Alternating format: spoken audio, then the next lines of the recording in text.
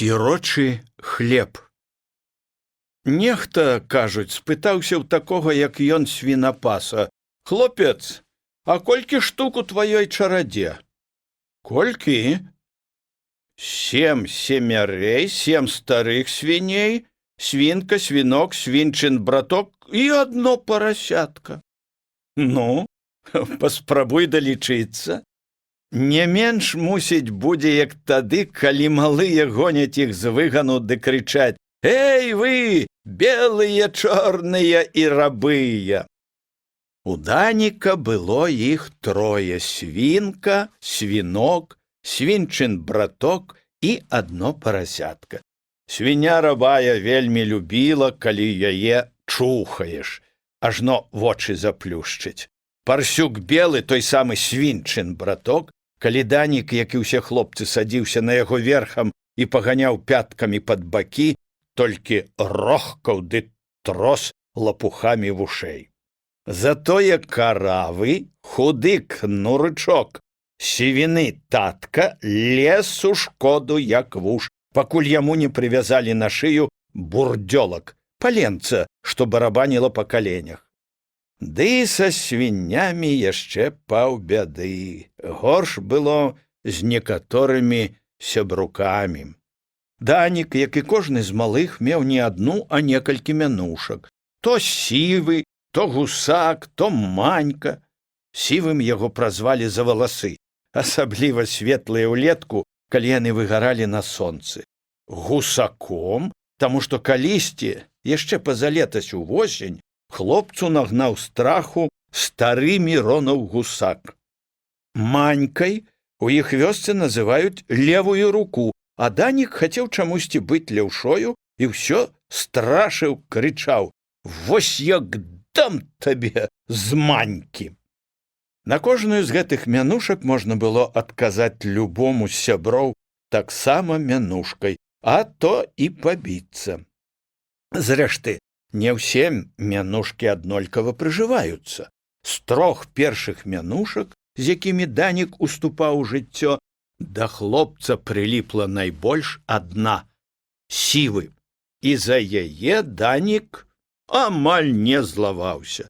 Была, аднак, яшчэ і 4-я мянушка. Жабраком называлі яго толькі палуянавы хлопцы Шурка і Павел. І сам стары палуян не раз крычаў цераз плот на Данікаву маці: «Жабрачка ты! Я тебе з адной кішэні магу купіць з усёй тваёй паршывай гаспадаркай». У палуяна много поля і кожны год служыць парабак, а ў Зосі, Данікавай мамы, нават коня свайго няма. Да таго ж яшчэ Зося ўдава, а Марка палуян — начальнік на ўсю галынку. Солтыс. «Не чапайся ты з ім, няхай іх», — вучыла Зося свайго хлопца. «Не чапай, у іх бацька». Данік быў сірата. Бацьку яго забілі на вайне з польскімі панамі ў 20-м годзе. Хлопчык яшчэ зусім няшмат разумеў тым, хто такія паны і чаму яго тата не хацеў іх пусціць сюды, у заходнюю Беларусь. Данік ведаў адно: тата быў вельмі вясёлы і добры. Нібы пра сон успамінаецца, у шэрым шынялі з чырвонай зоркай на шапцы тата казытаўся вусамі і рагатаў, падкідаючы Даніка на руках. Мама кажа, што бацька, калі наша армія гнала паноў на захад, толькі вады напіцца забег. Пайшоў, а назад не вярнуўся. Не вярнуўся дадому і татаў брат, дзядзька Пятрусь. Ды ён жывы, недзе за граніцай, у Савецкім Саюзе. Ёсць у Даніка і другі дзядзька, мамін старэйшы брат, але ён у суседняй вёсцы Мікулічах, і яму не заўсёды паскардзіся. Трэба абараняцца самому. Неяк на пашы Солтысаў Шурка першы палез да сівага. Перабраў усе яго мянушкі, а ўжо калі дайшоў да апошняй, Данік не вытрымаў і сцебануў Салтысёнка пугай. Шурка разроўся і пабег ад свіней да чарады кароў дзе быў іх Павел. Той, ужо здаровы бэйбус, заўсёды біўся кіем па галаве. Убачыўшы, што ад кароў бягуць абодва палуянчыкі, Данік пабег у вёску. Яны яго, можа, і не дагналі, але Павел папаў яму сухой грудкай у патыліцу, і Данік заплакаў. Быццам адразу зразумеў, што ворагі вось-вось, мама яшчэ не чуе яго, а самому ўжо забівае дух. Каля Мікітавых гулялі, бо гэта было ў нядзелю. «Ага яго!» — крыкнуў да Даніка здаравенны Сымонішын Васіль і затупаў на страх вялізнымі ботамі. Рагочучы ён злавіў хлопчыка, і пакуль малы вырываўся, старэйшы салтысёнак Павел падбег і трэснуў яму кіем па галаве. «Прыдурак ты!» — загрымеў на Васіля другі дзяцюк Мікола Кужалевіч. Меншы і маладзейшы за Васіля, Мікола штурхануў гэтага здаравіла ў грудзі і замахнуўся. «Табе вось самому па сківіцах! А ты, кулацкая гніда! Вось я табе!» Павел і так ужо адышоўся, а цяпер пабег, агрызаючыся да хаты. Мікола адвёў Даніка пад плот і пасадзіў на траве. «Нічога, ты, брат, не плач», — гаварыў ён, прыгнуўшыся. «Вырасцеш, мы ім пакажам. Твой бацька быў герой, і ты не плач». Дужай мужчынскай рукою, якой так даўно не было на светлай галаве Даніка, Мікола правёў па сівых валасах малога, намацаў гуз ад кія і, заплюшчыўшы вочы праз зубы, ціха вылаяўся. «Пайдзі да студні», — пачаў ён і нечакана змоўк. Сівы глядзеў яму ў вочы вялікімі поўнымі слёз вачыма. «Пайдзі да студні, выцягні вады і прымачы». «Грай польку!» — пачулася за спіною Міколы. Гэта быў голас таго ж Васіля. Мікола пакінуў хлопца каля плота і вярнуўся ў круг. «Грай, Сцяпан!» — сказаў ён гарманісту. «Ды толькі не для яго. Дурня трэба, хлопцы, трохі правучыць». «Правильно, Мікола. Байкот яму сёння!» — пачуліся галасы. «Не ідзіце з ім гуляць, дзяўчаты. Не бойцеся, не зачэпіць». «Ды што вы, хлопцы!» — апраўдаўся Васіль. «Неўжо вы думаеце, што я хацеў, каб ён яго ударыў? І не думаў, каб мне з гэтага месца не сысці. І не сыходзь!» — сказаў Мікола. «Пастой ды падумай. Чаго табе трэба хацець, чаго не?» Данік не пайшоў да студні, ён толькі стаў каля плота і пазіраў на Міколу ўжо з захапленнем у заплаканых вачах. Маме нехта наказаў, і вось яна прыбегла. Ужо іграў гармонік, і моладзь гуляла польку, ступатам уздымаючы пыл. Данік ужо не плакаў, а яна ўзяла яго як малога на рукі.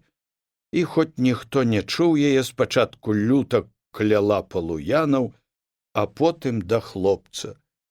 «Ціха ты, ціха, сынок. Не чапай ты іх, я ж гаварыла, няхай іх свая кашуля не чапае. Ціха». І ён заплакаў зноў. Всё ж такі дзіця. Назаўтра ўранку яшчэ раса пяклася холадам, Сівы ўжо ехаў верхам на парсюку, зноў на балота, падганяў белага парэпанымі пяткамі пад бакі і зноў смяяўся. Свайго поля было ў іх няшмат. Для такой жняі, як Данікава мама, няма дзе і разгарнуцца. Зося хадзіла ў зажон, жала чужое, думала пра сваё. А пад восень зрабіла тое, пра што думала. Купіла свайму хлопцу боцікі, першыя ад роду. Прынесла іх увечары з мястэчка, чорненькія, бліскучыя, з чырвонымі падэшвамі, і абцасы і ранты блішчаць, бо смоленыя. Выйшла, праўда, няладна. Бот да бота былі прычэплены дратвай, і са спеху Данік не дратву парваў, а прарваў у адной халяве дзірачку. Мамінага чымборыка на гэты раз сівы нават і не пачуў. Всю ноч не далі яму заснуць гэтыя новыя боты. Яны віселі як спакуса на жэрцы над палком, на якім хлопец спаў, і каб не дзірачка ў халяве, гэтак добра было б думаць, што ён ужо вырас вялікі, што ўжо вельмі хутка, праз 3 толькі дні, ён пойдзе ў 1 клас. Школа стаяла наводшыбе ад вёскі на ўзгорку. Сама старая і ў акружэнні старых бяроз, што асланялі яе ад зімовых вятроў. Заманілі Даніка і гэтыя высокія бярозы і прыгожыя дарожкі вакол школы. Не раз вясною ён глядзеў, як дзеці, што ўжо вучыліся, праскрабалі гэтыя дарожкі ў мураве, пасыпалі іх жвірам і абсаджвалі касачамі. А ўсярэдзіну школы, дзе вучыцца, так дагэтуль яму і не ўдалося прабрацца. Настаўнік, якога ў вёсцы называлі пан Цаба, Даніку не вельмі падабаўся. Неяк улетку яны пастушкі спаткалі яго на шашы. Ішоў ён з-пад рэчкі з 3 вудамі, са збанком і з нейкай торбай за плячыма. Школьнікі, а з імі і меншыя хлопцы паскідалі шапкі, і адзін перад адным, як гусі, загаманілі: «Дзень добры, дзень добры, дзень добры», спыталіся нават, ці хутка ўжо ў школу. «Яшчэ будзе 3 нядзелькі, ды тады ў чацвер», сказаў настаўнік. Потым пан Цаба паглядзеў на Даніка і спытаўся: «А чый гэта такі Іванка?» «Ён не Іванка, ён Данік», адказалі старэйшыя хлопцы. «Ён Зосі, на прозвішча іхняе Малец, у яго толькі маці, ён сірата». «Дык значыцца, ты пан Даніла Малец», засмяяўся настаўнік. «Ты таксама прыйдзеш вучыцца? Хоць то не бойся». Ён узяў хлопца за плячук і падцягнуў бліжэй да сябе. «А які ж ты, пане Малец, сівы, мурзаты, не стрыжаны». Пастушкі засмяяліся. Тады з'явілася яшчэ адна мянушка. Пан Даніла Малец адмарозіў палец. А Даніку было зусім не смешна. «Ну, дык хочаш вучыцца?» Адказаць настаўніку трэба, ды і ў школу хочацца, і хлопец цераз сілу выціснуў: «Угу». «Не гы, а хачу. А рыбу водзіш?» «Хачу». Дзеці зноў засмяяліся. «А чаго? І пэўна ж хочацца з вудай на рэчку, але рэчка далёка за пашай, на лузе, і не заўсёды можна туды пайсці». У руцэ пана Цабы пагойдваўся жоўты збанок, падвязаны за шыйку вяровачкай. Сівы цікнуў яго раз, другі раз, і, нічога не ўбачыўшы, спытаўся: «Што там?» «Рыба», адказаў настаўнік. «Не пашанцавала мне сёння, пане Даніла Малец, аднаго толькі акунька шукаў». «А чаму ж у торбе поўна?» «У торбе? Ага, там руніш рыбы. А вы ж кажаце, толькі адну злавілі». «Ну, адну, а гэтыя купіў». «Дзе купілі?» «Дзе? У склепе, który nazywa Сенемен». «Ха-ха-ха! Не, злавіў усе, пане Малец, толькі адну несу жывую». «А чаму вы лжаце?» «А што? Ты ніколі не лжэш?» «Ай, бачыў ты яго. Ну што ж, пане Малец, я табе за гэта ксёнжку дам, калі прыйдзеш у школу з цацкамі». На развітанне хлопцы зноў паздымалі шапкі і адзін перад адным загаманілі: «До відзення, до відзення». А Данік стаяў разгублены, не ведаючы, верыць ці не верыць. І неяк прыкра было, але невядома чаму. Цяпер ён успамінае пра гэта, і зноў вяртаецца думка: верыць пану ці не? А боты, чорныя бліскучыя боцікі, вісяць на жэрцы над самай галавой, і, гледзячы на іх, ніяк не заснеш. Праз 3 дні ў школу. Пасля пачнуцца халады, і можна будзе абуцца. А можа, мама дазволіць і ў першы дзень? Пан Цаба не ашукаў. Як толькі Данік прыйшоў у школу, ён даў і яму кніжку з цацкамі і неяк смешна назваў яе «Элементаш». Літары даліся хлопцу няцяжка, толькі з 2 з іх Данік, як і ўсе іншыя навічкі, меў многа клопату. Нейкае «А» з хвосцікам і «Э» з хвосцікам. Першае трэба вымаўляць як «не то А, не то он», а другое «не то Э, не то Н». Так муштраваў іх настаўнік, і вымаўляць удавалася толькі яму. Малыя неўзабаве вырашылі, што тут уця справа ў носе, які ў каго нос. У пана Цабы нос быў доўгі, чырвоны, і настаўнік гугніў яго неяк вельмі ж адмыслова, а ў іх яно так не выходзіла гладка ні он, ні эн. Пасля пачалі складаць з літараў словы «ма», «ма», «та», «та», «а», «не», «ля». Мама і тата таксама, як і ў нас, а Неля — гэта імя дзяўчынкі.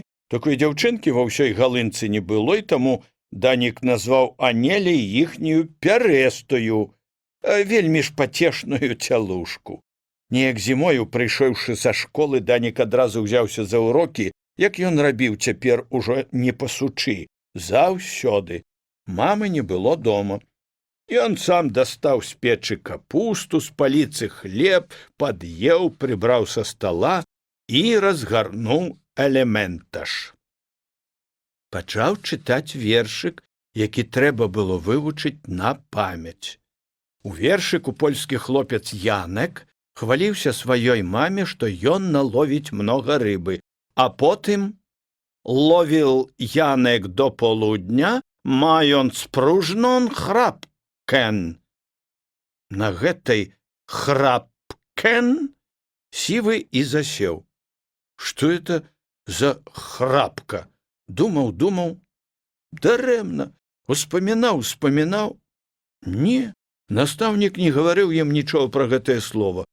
У мамы не спытаешся, яна пайшла з кудзеляй, ды зрэшты, колькі ў яе не пытайся, толькі і будзе адказу. А багі яго ведаюць, адчапіся. Што я табе, пані ці настаўніца?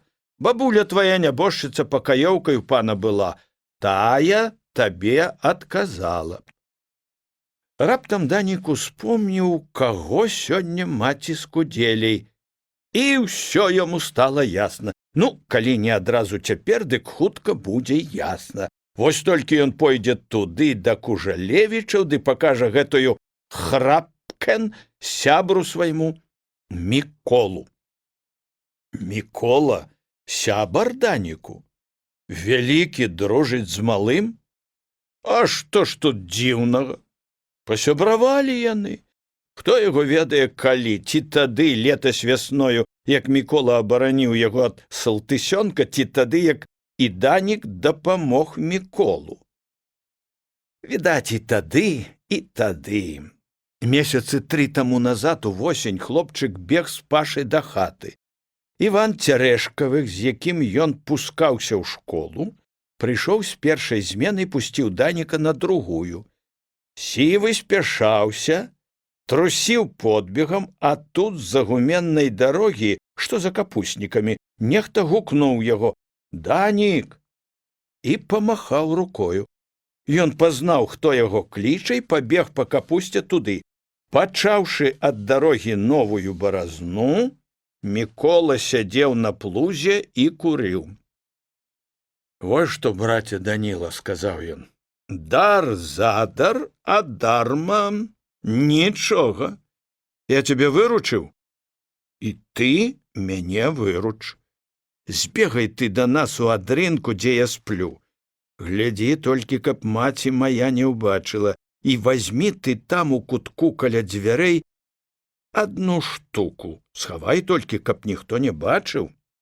Данік пабег, зайшоў у двор да Кужалевічаў з-за гумення, азіраючыся, адчыніў адрынку і ўбачыў у кутку каля дзвярэй стары бязмен з булавешкай, але без кручка, на які падвешваюць тое, што важаць. Больш нічога ў кутку не было, значыцца, трэба ўзяць гэта. Хлопчык схаваў бязмен пад кашулю, высунуў галаву з дзвярэй на двор, азірнуўся ва ўсе бакі, колькі духу памчаўся па сцежцы на загуменне, а там па дарозе да Міколы. Ну, ось, усміхнуўся яго абаронца. Давай сюды. Это, брат, тая самая булава, з якой яшчэ асілак Машэка ваяваў з панамі. І я тут гэтай штукай не коня паганяць му. Яму ўжо і булава не паможа. Хлопчык глядзеў то на аратага, то на худога, як драч коня, то зноў на аратага. Той самы Мікола, добры, вясёлы, чубаты дзяцюк, якога ён бачыў і босага, і ў лапцях, і ў ботах, здаўся цяпер малому, такім здаравенным і страшным з гэтай сваёй булавою. Страшным для тых, хто не сябруе з Міколам, як Данік. «З-пад кашулі ідзі пад кашулю», — усміхнуўся Мікола, затыкаючы бязмен за пояс. «А ты, браце Даніла, толькі маўчы пра гэта. Я не разбойнік. Я толькі тут успомніў пра гэты бязмен. Там за гарой, — ён паказаў рукой на ўзгорак, за які цягнулася вузкая недаараная палоса, — там чакаюць мяне. Макар Полуян захацеў надаваць жабраку Кужалевічу. Адзін пан Солтыс баіцца, дык брата паклікаў, таго, што ў прымах жыве ў Мікулічах. Між сабою кулачок грызуцца, а на нашага брата разам. Сядзяць там недзе ды пакурваюць, чакаюць. Нічога. Пакажу бязмен? Ха-ха, не палезуць. Ну, ты ідзі, брат, бо ў школу спозніся. Што ж, гняды, пацягнулі. У школу Данік спазніўся. Пан Цаба паставіў яго ў куток на калені, гледзячы на сцяну, пакалупаную ў гэтым месцы пазногцямі і пакрэмзаную алоўкамі яго папярэднікаў, сівы думаў пра тое, што цяпер робіцца там, за гарою, там, дзе два палуяны сустрэлі Міколу. Эх, вось дзе мусіць бамберыць недзе па іх спінах булава. Это ім не да мяне, ды не да мамы мае чапляцца. Это ж ім не хто-небудзь.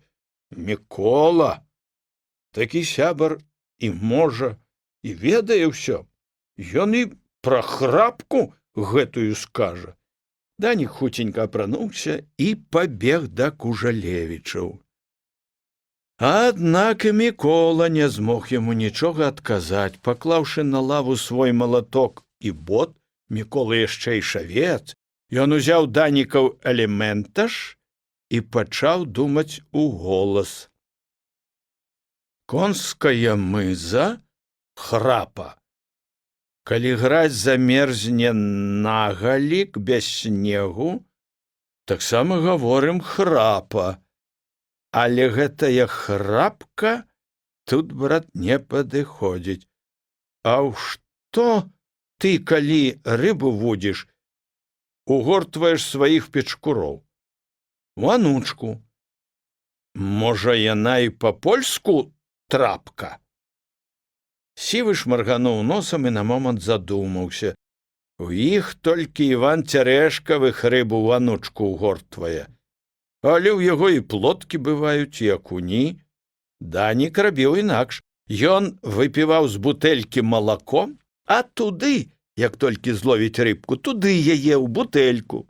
А аднаго за адным упіхаў цераз рыльца слізкіх, халаднаватых печкуроў, часта мяняў ім ваду, а яны ўсё чамусьці пазяхалі. Сыпаў ім крошкі хлеба, і, здавалася, рыбкі ядуць, жуюць, пакуль нарэшце не падохнуць. Ды не, дзядзька Мікола, сказаў ён, храпка гэта не ануча. Ануча па-панску шматка. Мы ёю ў школе дошку выціраем. Ну, дык я, брат, не ведаю. Я, брат, у іхнюю школу і дня нават не хадзіў. А што ж настаўнік? Азвалася з-за прасніцы Данікава мама. Што ж яму, толькі грошыкі аграбаць? Стары Кужалевіч, дзядзька Рыгор, ляжаў на печы лапцямі на хату. Здавалася, спіць, адно ж паварушыўся і кажа: а пакіньце вы з гэтым настаўнікам. Які ён паляк, ён жа з Бярозаўкі. Бацьку яго я ведаю, і самога. З багатай хаты нічого не скажаш, у нясвіжы вучыўся па-руску. А цяпер вось у панскую скуру палез. Ужо, бачыш, і паню сабе падхапіў, ажаніўся. Ага. Сястра, кажуць, нейкага паліцыянта. Угрунтаваўся добра. А нашага брата, калі каторы вучоны, настаўнікам, нябось, не паставяць. Ды не кожны і захоча, як гэты цаба. Храпка, шмапка, калецтва адно. Хутчэй бы на іх які парадак рабіўся. То пан паліцэйскі, то пан саквістратар, то пан які-небудзь цаба. Все на нашу мужыцкую шыю. Данік глядзеў на Міколу, сябар яго ўстаў, падышоў да паліцыі і зняў з яе нейкую кнігу. Гэта Купала, сказаў ён. Той самы, што і пра Машэку напісаў. Памятаеш? Падмаргнуў ён Даніку. Ага, таксама па-змоўніцку усміхнуўся сівы, успомніўшы пра бязмен. І пра мяне ён напісаў, гартаў кнігу Мікола. Глядзі, вось верш. Я шавец, маладзец. І пра цябе напісаў. Пра цябе і пра маму тваю. Вось паглядзім. Ага, ну, слухай. Это была размова беднай маці сялянкі з хлопцам сваім, які пасвіў чужыя каровы. У хлопца было тое, чаго ў Даніка ніколі не будзе. Бацька і браты. Было і тое, чаго ў Даніка яшчэ няма. Служба ў чужых людзей. Было, аднак, і галоўнае, што радніла сівага з тым пастушком. Горкая доля. Мікола чытаў, стоячы сярод хаты. Як у служкі сходзяць леты ў пастуха, пытай маці птушкі гэтай, канюха. Запытайся гэтай хмары, гэтых слёз, гэтай кветкі на папары, гэтых лос, гэтай грушы сярод поля і балот. Яны ўсе аб маёй долі вядуць шчот. Ну і галоўнае, што ты, браце Даніла, запамятай назаўсёды. Не плач, маці, і не злуйся на жыццё. Як я ў сілачку ўбяруся, змагу ўсё. Вось так, брат, і запісана. Зразумела? У адказ Данік змог вымавіць толькі сваё «га-га». За яго адказала маці. Як жа хораша, божачка! Уздыхнула яна. Чула, Алена, а? Спытала ў Міколавай маці, якая таксама не прала, а слухала. Ну, што, Данік, сказаў Мікола, хочаш вось так навучыцца чытаць? Ага. Калі дык ідзі цяпер і вучы сваю храпку, а ўвечары прыходзь. І вось быў вечар, у які яшчэ адзін заходнебеларускі пастушок з мужыцкай прагнасцю на ўсё жыццё запамінаў 32 літары ўжо не чужое граматы. І была пасля вечара ноч, у якую ў старой занесенай снегам хаціне доўга не мог заснуць маленькі чалавек. Парты ў школе старыя. Паднімеш дошку і ляп-ляп ёю, як маці бёрдам ткучы. Вельмі прыемна. А ўсе яны парэзаны, пакрэмзаны. У ямцы, дзе стаіць чарніліца, цэлы сметнік, а яшчэ, як разальеш туды чарніла ды вымеш чарніліцу, рукі запэцкаюцца, не дамыешся. Мацнеш вас цябе за нос, або пачухаеш астрыжаную галаву, а потым дома: «Эх ты, пісар!» – кажа мама. «Зірніся ў люстэрка, які ты!» Яшчэ і тата Даніка вучыўся на гэтых партах. Кажуць, што і тады яны былі таксама пакрэмзаны. Мама на іх не вучылася, бо яна не з Галынкі, а з Мікуліч. Ды яна і зусім не вучылася, а служыла з маленства. І вось не ўмее цяпер ні чытаць, ні пісаць. Аддаўшы Палуяну Солтысу падатак, яна ставіць на паперцы 3 крыжыкі, ды і то нейкія крывыя. І сама галаву неяк скрывіць, і аловак не ўмее трымаць. Данік ужо ў 3 класе. Першыя школьныя радасці даўно прайшлі, праўда, вучыцца па-панску, з кожным годам як быццам лягчэй. Ужо і сам пан Цаба гаворыць з імі толькі па-польску. Вось і цяпер ён тлумачыць ім нешта, але сівы не чуе, бо задумаўся. Ад невясёлых думак ён абмакнуў чарніла тупы канец алоўкай і напісаў на парце: «Д. Малец». Па-беларуску, вядома. Настаўнік заўважыў гэта і паставіў грамацея ў куток, дзе яшчэ, напэўна, стаяў неаднойчы і тата. Глухаваты Лявон, як заўсёды, калі настаўнік вёў каго-небудзь за вуха ці за валасы ў куток, сказаў у голас: «Ну, павялі бычка на ярмарку». І, як заўсёды, пан Цаба паставіў Лявона побач з пакараным. У кутку за дошкай падлога прагніла, і акулінін венік трапляе ў тую яму нячаста. Шыбы шэрыя, запацелыя, на атынкаваных сценах доўгія трэшчыны. На покуце пазалочаны бог, якога, кажуць, выдумалі паны. А на сцяне паміж вокнамі вусаты пан Пілсудскі, які прывёў сюды ўсіх паноў з усімі іх падаткамі, стрэльбамі і элементажамі. «Лявон», – шэпча Данік, – «ты чуеш? Калі мы ў першым яшчэ былі, знайшоў я раз грыфель пад партамі. Ну, грыфель, а?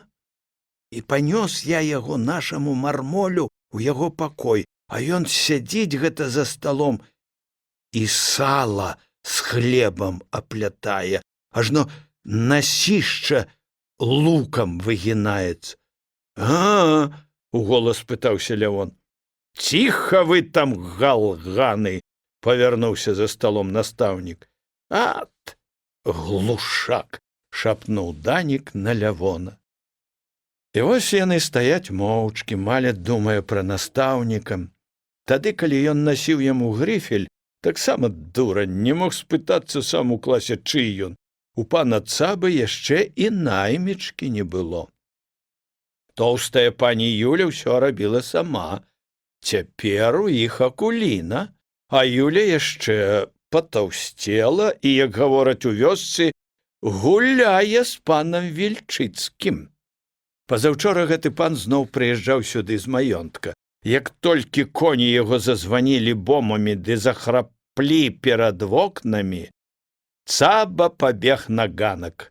Неўзабаве ён увайшоў у клас з панскім фурманам Вэлікам.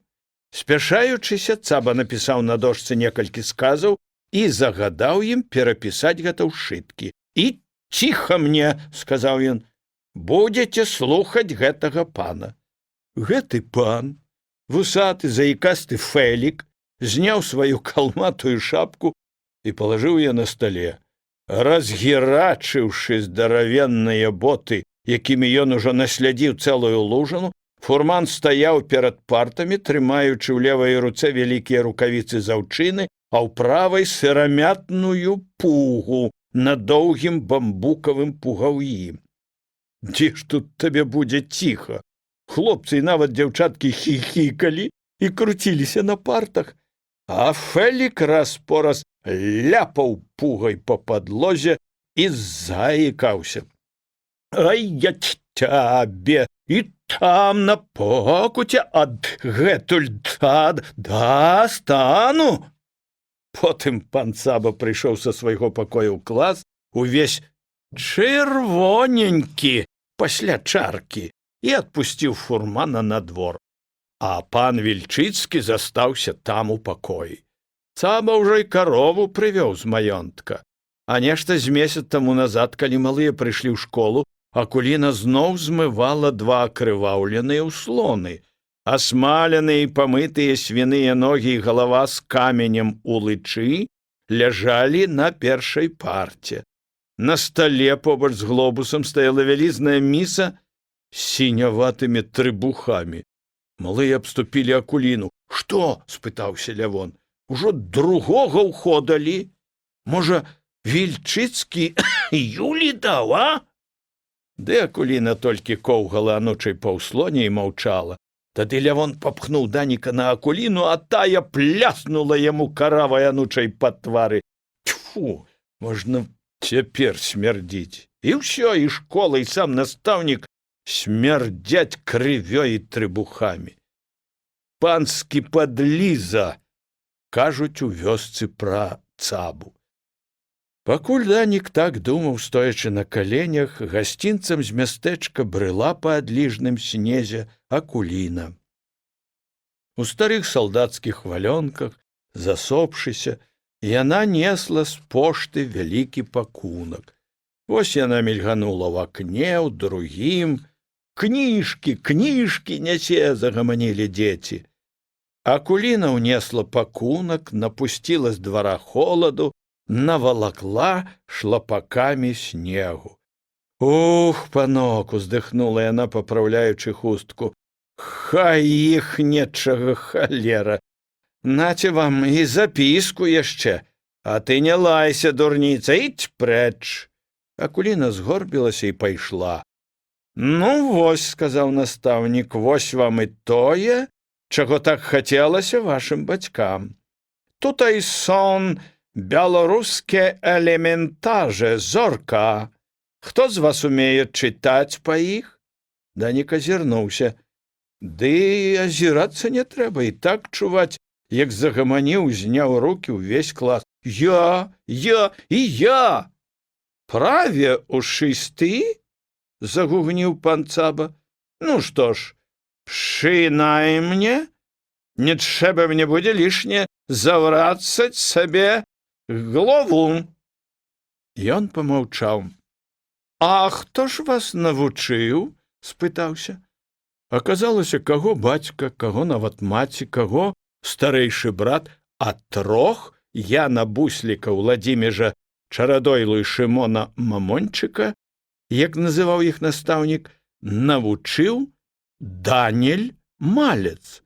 «Ты?» – спытаўся пан Цаба. «А ну, стань!» Данік устаў, павярнуўся да класа. «А хто цябе навучыў? Ну, чого ты ўнурыўся?» Сівы помаўчаў, толькі глядзеў на пана з-пад ілба. «Не повеш?» – зноў па-польску спытаўся пан Цаба. «Не повеш? Мысліш, я сам не вем? Ідź зноў до свego конта!» Данік павярнуўся і па прывычцы стаў на калені. Ён не сказаў, не назваў свайго сапраўднага настаўніка. І не скажа, не пану аб гэтым казаць. 4 месяцы прайшло з таго дня, калі ў іхняй галынцы, як і ва ўсіх навакольных вёсках, быў сход, на якім сяляне дамагаліся ад паноў школы на роднай беларускай мове. У тую нядзелю ў школе было паўнютка людзей. За сталом сядзеў пан Цаба, яшчэ два нейкія паны з мястэчка і пан паліцыянт.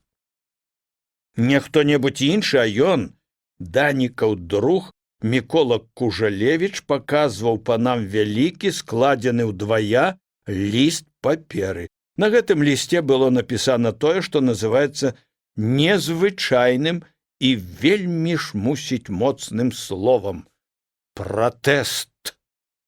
Мы, сяляне вёскі Галынка, чытаў Мікола, заяўляем пратэст супраць таго, каб нашы дзеці вучыліся не на роднай мове і патрабуем адкрыць у нас беларускую школу. Данік ведаў, не хто-небудзь іншы, а ён, Мікола, пісаў гэты пратэст, а падпісала яго вся вёска з канца ў канец. Нават і Солтыс, Марко Палуян, падпісаў. Маўчаў, чакаў, а ўсё ж такі падпісаўся. Увесь вялікі ліст спісалі, хто алоўкам, хто чарнілам, хто прозвішча паставіў, а хто крыжыкі. Недзе там, каля самага пачатку, стаяць і маміны крывыя 3 крыжы. Пад імі рукой Міколы напісана: за непісьменную па яе просьбе падпісаўся, а яшчэ ніжэй рукою Даніка Д. Малец. На сход у школу малых не пусцілі. Нават ад вокнаў цаба адганяў. Вокны былі адчынены, ўсё чуваць было здалёк. Зрэшты, Данік схаваўся за бярозай перад акном і самае важнае бачыў.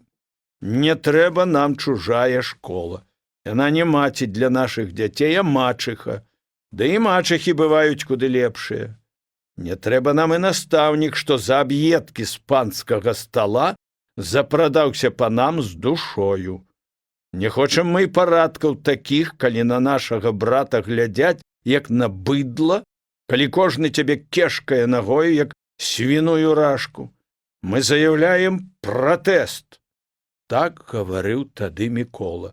Так гаварылі і другія хлопцы і мужчыны. Паны маўчалі, цаба сядзеў чырвоны, як бурак, і толькі соп сваю дзюбу. І паліцэйскі маўчаў, аберуч трымаючыся за стрэльбу, сціснутую каленямі. Нешта праз месяц Міколу забралі. Той самы паліцыянт, а з ім яшчэ адзін, гналі яго па вёсцы ўранні, калі малыя ішлі ў школу.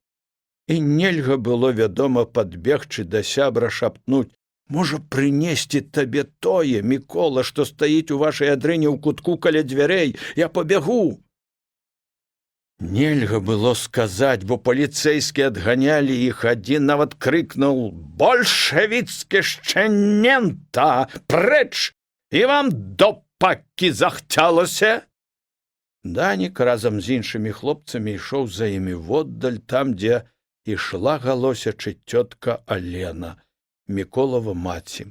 Цяпер, стоячы ў кутку на каленях, Данік то думае, то нават шэпча: панскі падліза, запрадаўся з душой, і Міколу прадаў.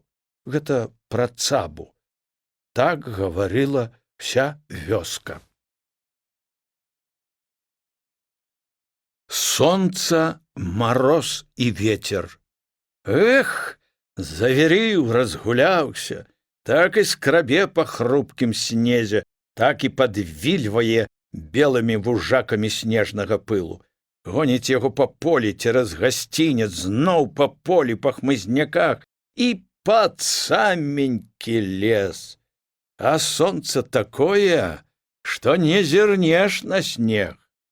А ад сонца Даніку не цёпла, цёпла ад бацькавага салдацкага башлыка, ад вялікага з чужых плячэй паўкажушка, ад хады па глыбокай сцежцы. Ён дрэпае ззаду за мамай і глядзіць на пяткі яе лапцей. Мама шырока ступае, спяшаецца за дзядзькам Кастусём і з-пад вялікай хусткі канаплянкі глядзіць на дзядзькавы боты. Ідуць яны якраз як тыя дзядзькі, што ходзяць у акруговы суд з-пад Нясвіжаў на Ваградак за 100 кіламетраў.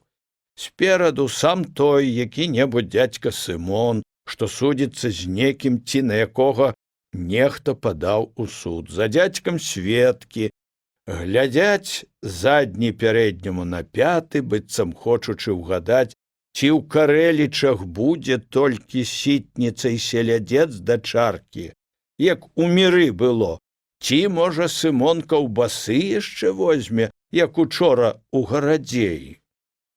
А сам той дзядзька Сымон павесіў галаву і думае пра свайго сабаку-адваката, як ён заўтра, як ён адбрэшацца. І пра тое думае, як ім цяпер у хаце пойдзе без каровы. Адвакат гаворыць: выйграем. Ды гэта яшчэ на вадзе віламі пісана, а пад ласку прыйшлося прадаць. Данік ужо бачыў не раз, што гэтак ходзяць па гасцінцы каля іхняй галынкаўскай пашы. Ходзяць так людзі і з іхняй галынкі. Вось так ідзе цяпер дзядзька Кастусь, спусціўшы галаву, а яны з мамай следам, таксама моўчкі. Толькі ідуць яны не на суд, а ўнурыліся ад ветру. Дзядзька Кастусь, мамін старэйшы брат, прыйшоў да іх сёння з Мікуліч, і думае ён цяпер пра тое, як гэта раптам з нячэўку пашанцавала ягонай сястры. Дзевер яе, брат Данікавага бацькі Пятрусь Малец, прыслаў ім грошай. З Мінска ажно, з-за граніцы. Там ён недзе жыве, відаць, як чалавек, бо дайце раду, адразу толькі грошай прыслаў. Калі перавесці на золата гэтыя савецкія чырвонцы, дык будзе іх цэлых 30 рублёў мікалаеўскім золатам. Ну, а на панскія злоты, яшчэ ў 4 столкі больш. Як з неба гэта звалілася. І піша Пятрусь Малец, што гэта пляменніку яго Данілу, каб вучыўся, сыну брата майго Івана, які аддаў жыццё за савецкую ўладу. Так і піша у заказным пісьме. Як яно пойдзе цяпер сястры пры грошах? На добры лад, дык трэба было б хоць паўморга зямлі абзадачыць, або каня якога нарэшце купіць. Ды што ты зробіш, калі дзевер загадвае хлопца вучыць?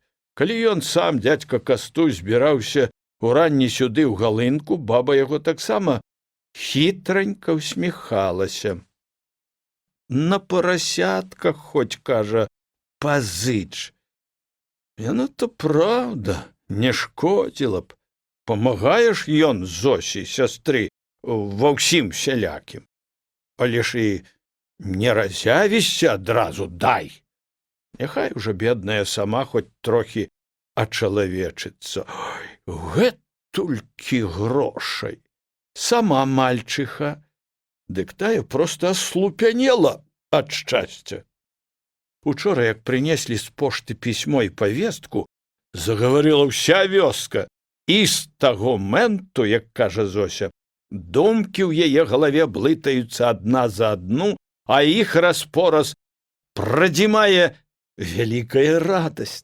Грошай раптам будзе столькі, што і ў галаву не тоўпіцца. Дагэтуль Зося насіла ўвесь свой капітал у хустачцы, туга заціснуўшы вузлом і медзякі і паперкі. Калі нават якая-небудзь пяцёрка няшчасная была за душою, дык і то думалася, што з капейкай усюды смялей. А цяпер страшна было адно ісці па іх. Кастусь, дзякуй яму, ідзе. Паслухаў, ён-то, небось, разбярэцца ўсюды. Ды і свой сынок таксама. Бачыш, жаба ўпёрся. Пайду. Трэба ж яму апрануцца што-небудзь купіць. Сыну брата майго, спамінае Зося пісьмо.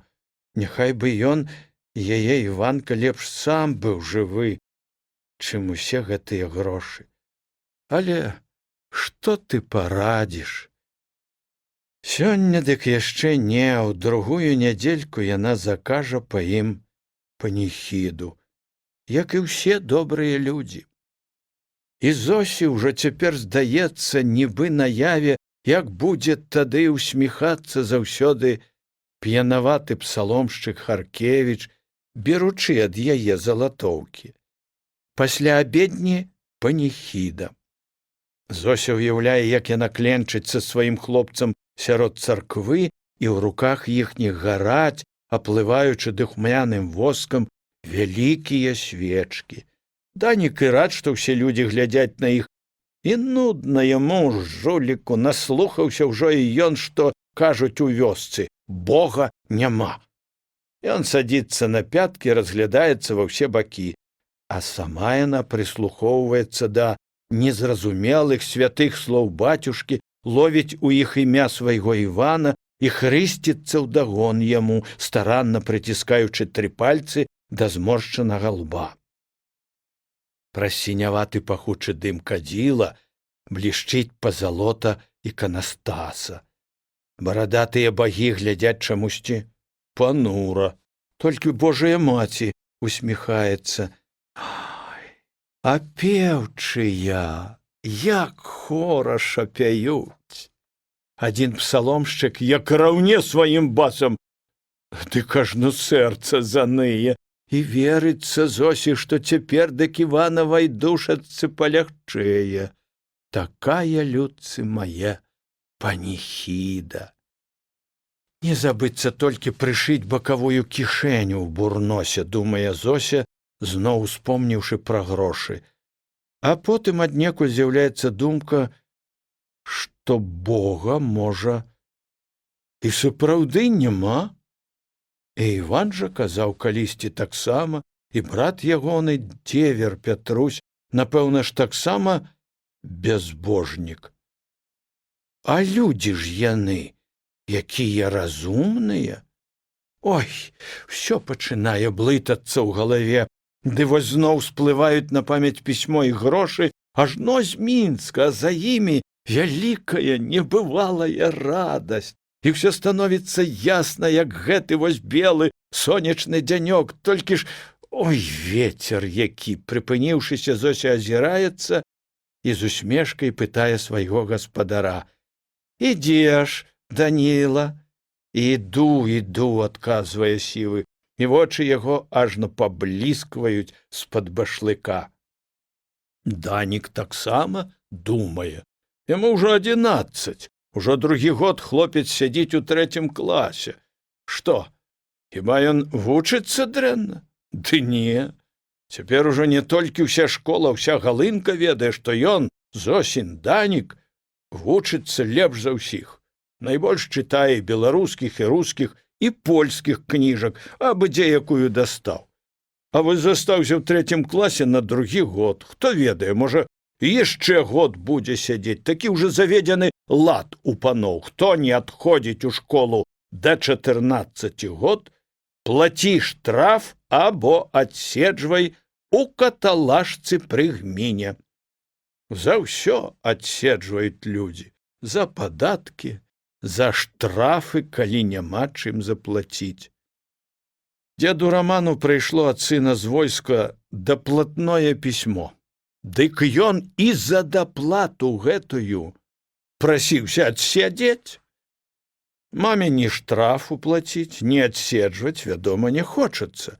Дык вось Данік і ходзіць другую зіму ў 3 клас, ісці ў 4 местачковую школу няма за што і няма ад каго. Трэба ж і маме дапамагаць. 6 чужых кароў і сваю рагулю пасе ён улетку. А ў школу ў 4 клас. Ой, ну так хочацца ўжо. Вясной, калі ён скончыў 3, быў у іх сам пан кіроўнік, дырэктар местачковай сямігодкі. Пан зразумела, звярнуўся ён да іхняга цабы, лепшых вучняў накіруе да мяне ў 4 клас. А гэтага мальца у першую чаргу абавязкова. Пане кіроўніку, загугніў цаба, ён Данель малец, вельмі бедны сірата, дарэмная гаворка.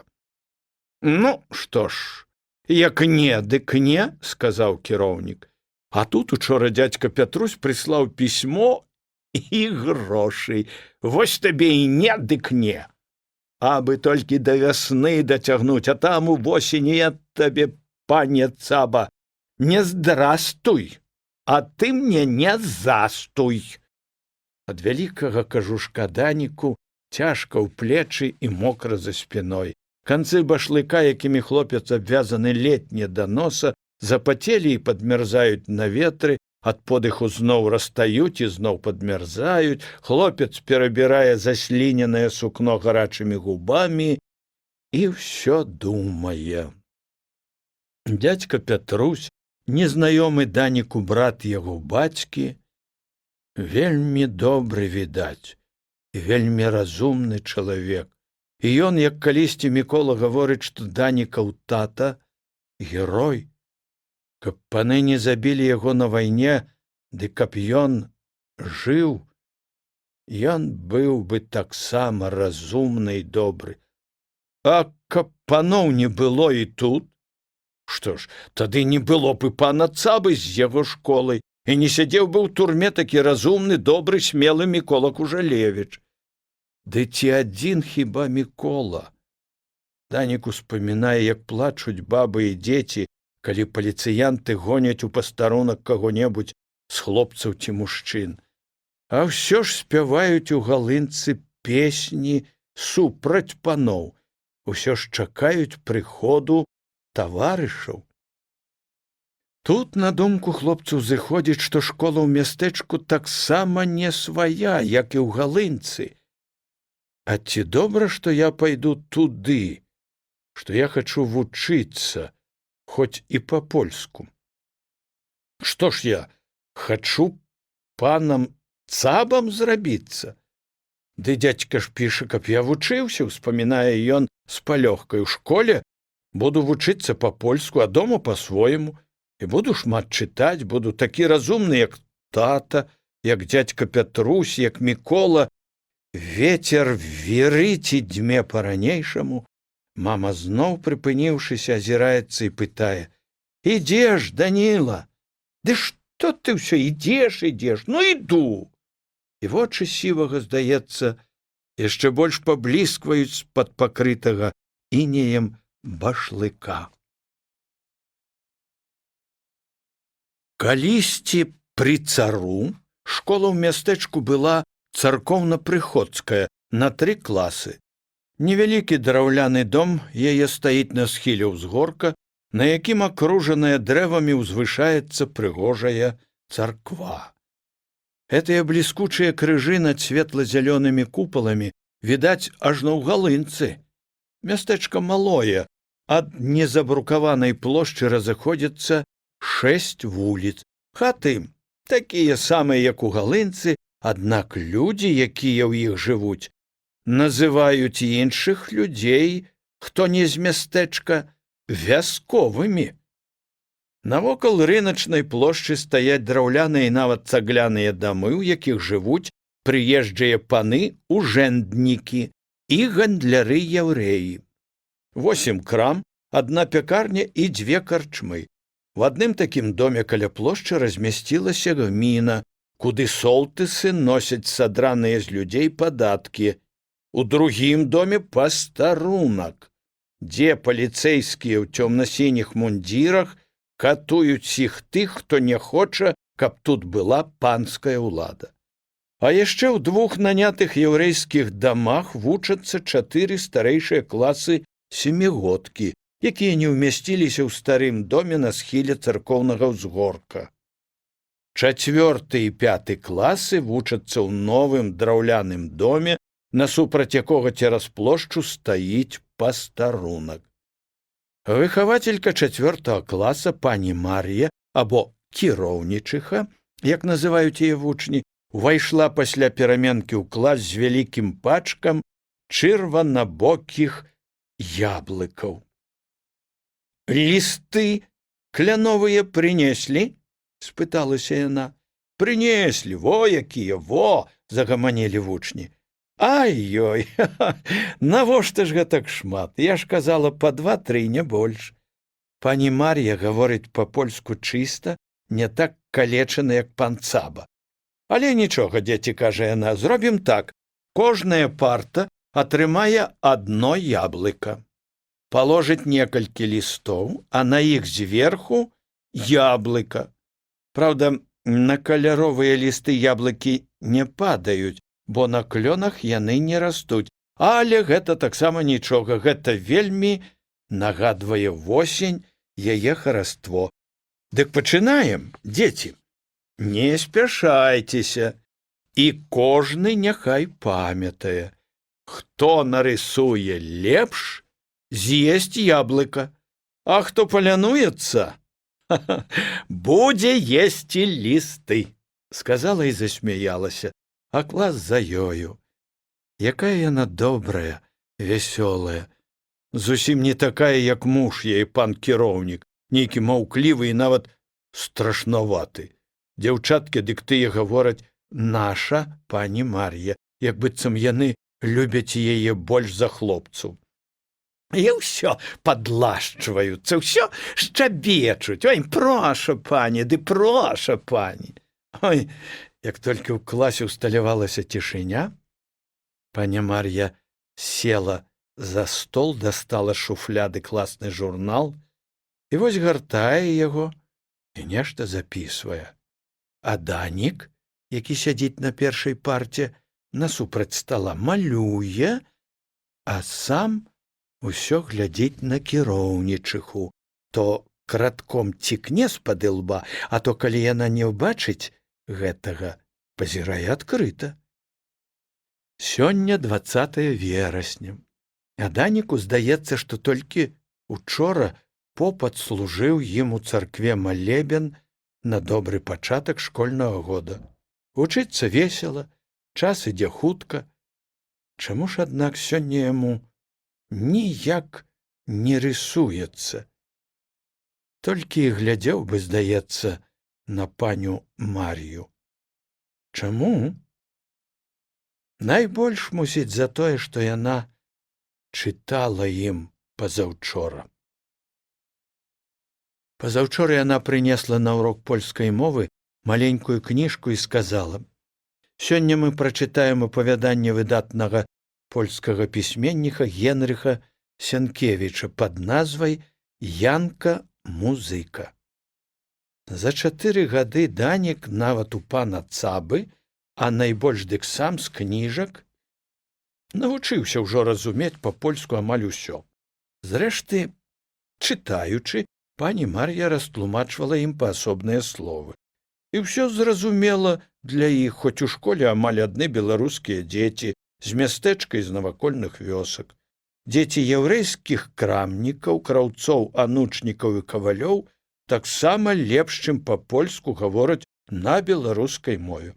Вучняў палякаў зусім няшмат. Сынкі і дачушкі ужэнднікаў і паліцэйскіх.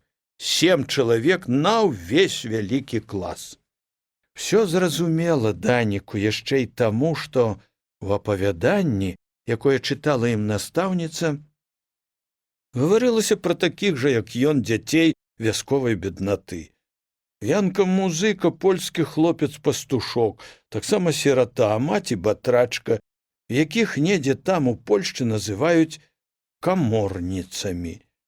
Музыка — гэта мянушка Янкі. Для яго ўсё іграла.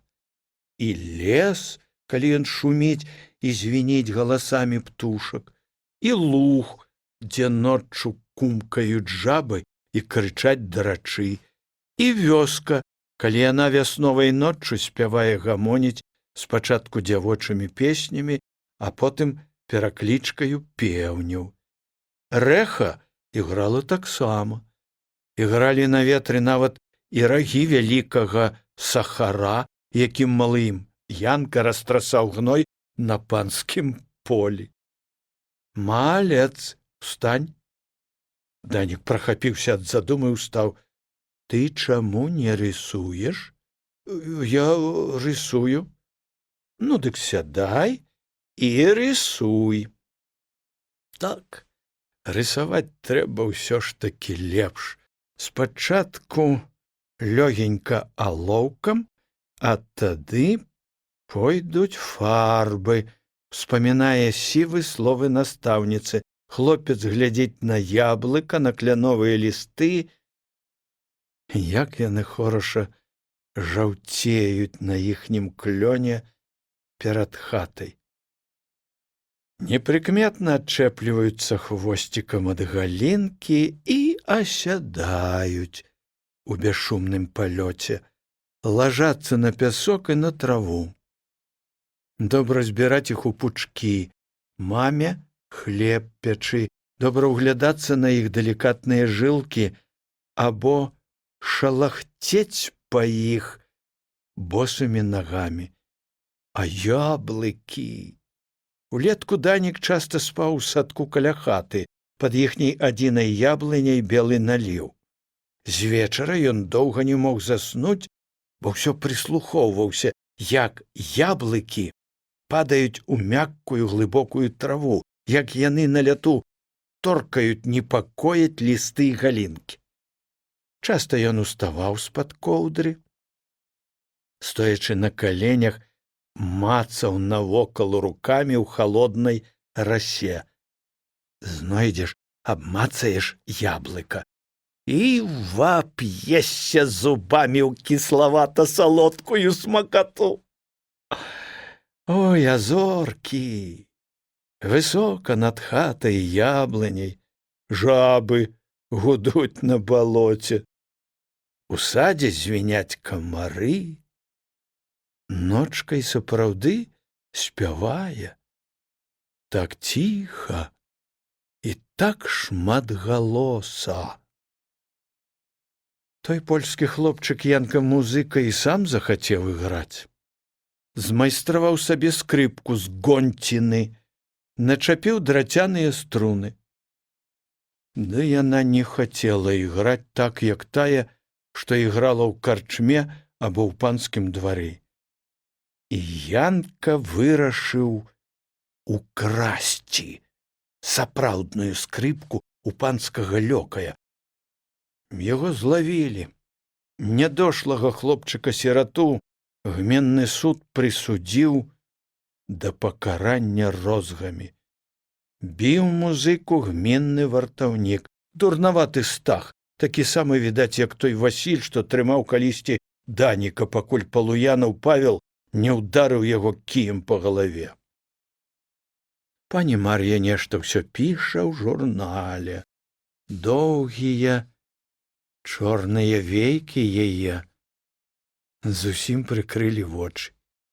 Яна не бачыць Даніка. І вось ён зноў глядзіць на настаўніцу. Янка-музыка крычаў: «Матуля!» І пані Мар'я, чытаючы, неяк дзіўна вымаўляла гэтае слова тройчы. За першым разам яна сказала яго, потым спынілася і, заплюшчыўшы вочы, страсянула галавой, а ўжо за трэцім разам у вачах яе паказаліся слёзы. Так, ён убачыў гэта, бо ён сядзіць якраз перад сталом. Доўгія чорныя вейкі настаўніцы нечакана прыпадымаюцца, вялікія карыя вочы яе глядзяць у шэрыя, ужо спалоханыя Данікавы вочы. Малец! Сівы ўстае і чырванее. Ужо не толькі яна, а ўвесь клас, ён адчувае гэта, глядзіць на яго. Што ты зрабіў? Пакажы. Данік падае настаўніцы сшытак. Ну, вядома. Все ўжо малююць, а малец? Ну, я пажартавала, што гультаі будуць есці лісты. Іх мы, магчыма, і на калені паставім. Як табе гэта падабаецца? Трэба рабіць, а ты сядзіш ды думаеш пра нябесныя мігдалы. Пад смех усяго класа Данік садзіцца і пачынае маляваць. Ён кладзе, як і трэба, спачатку светла-жоўтую фарбу, дадаўшы да яе крышачку зялёнай, Ды вось, ай, ну не клеіцца штосьці, не так выходзіць, як хочацца. Данікаў сусед па парце, Санька Сурновіч, хлопец з мястэчка. Яны ўжо трохі пасябравалі. У Санькі выходзіць зусім інакш. Бачыш, як захапіўся і з галаву схіліў, шчаку падпёр языком. Добре, Сурновіч, добре, гаворыць пані Мар'я. Яна ўжо стаіць каля Санькі, схілілася над ім, усперлася рукой на парту. Ты толькі, Сурновіч, лягчэй, не так рэзка, і не спяшайся, дай мне пэндзаль. Адсунься трошкі. Яна падсела да Санькі і ўжо малюе сама. Вось так, прыгаворвае.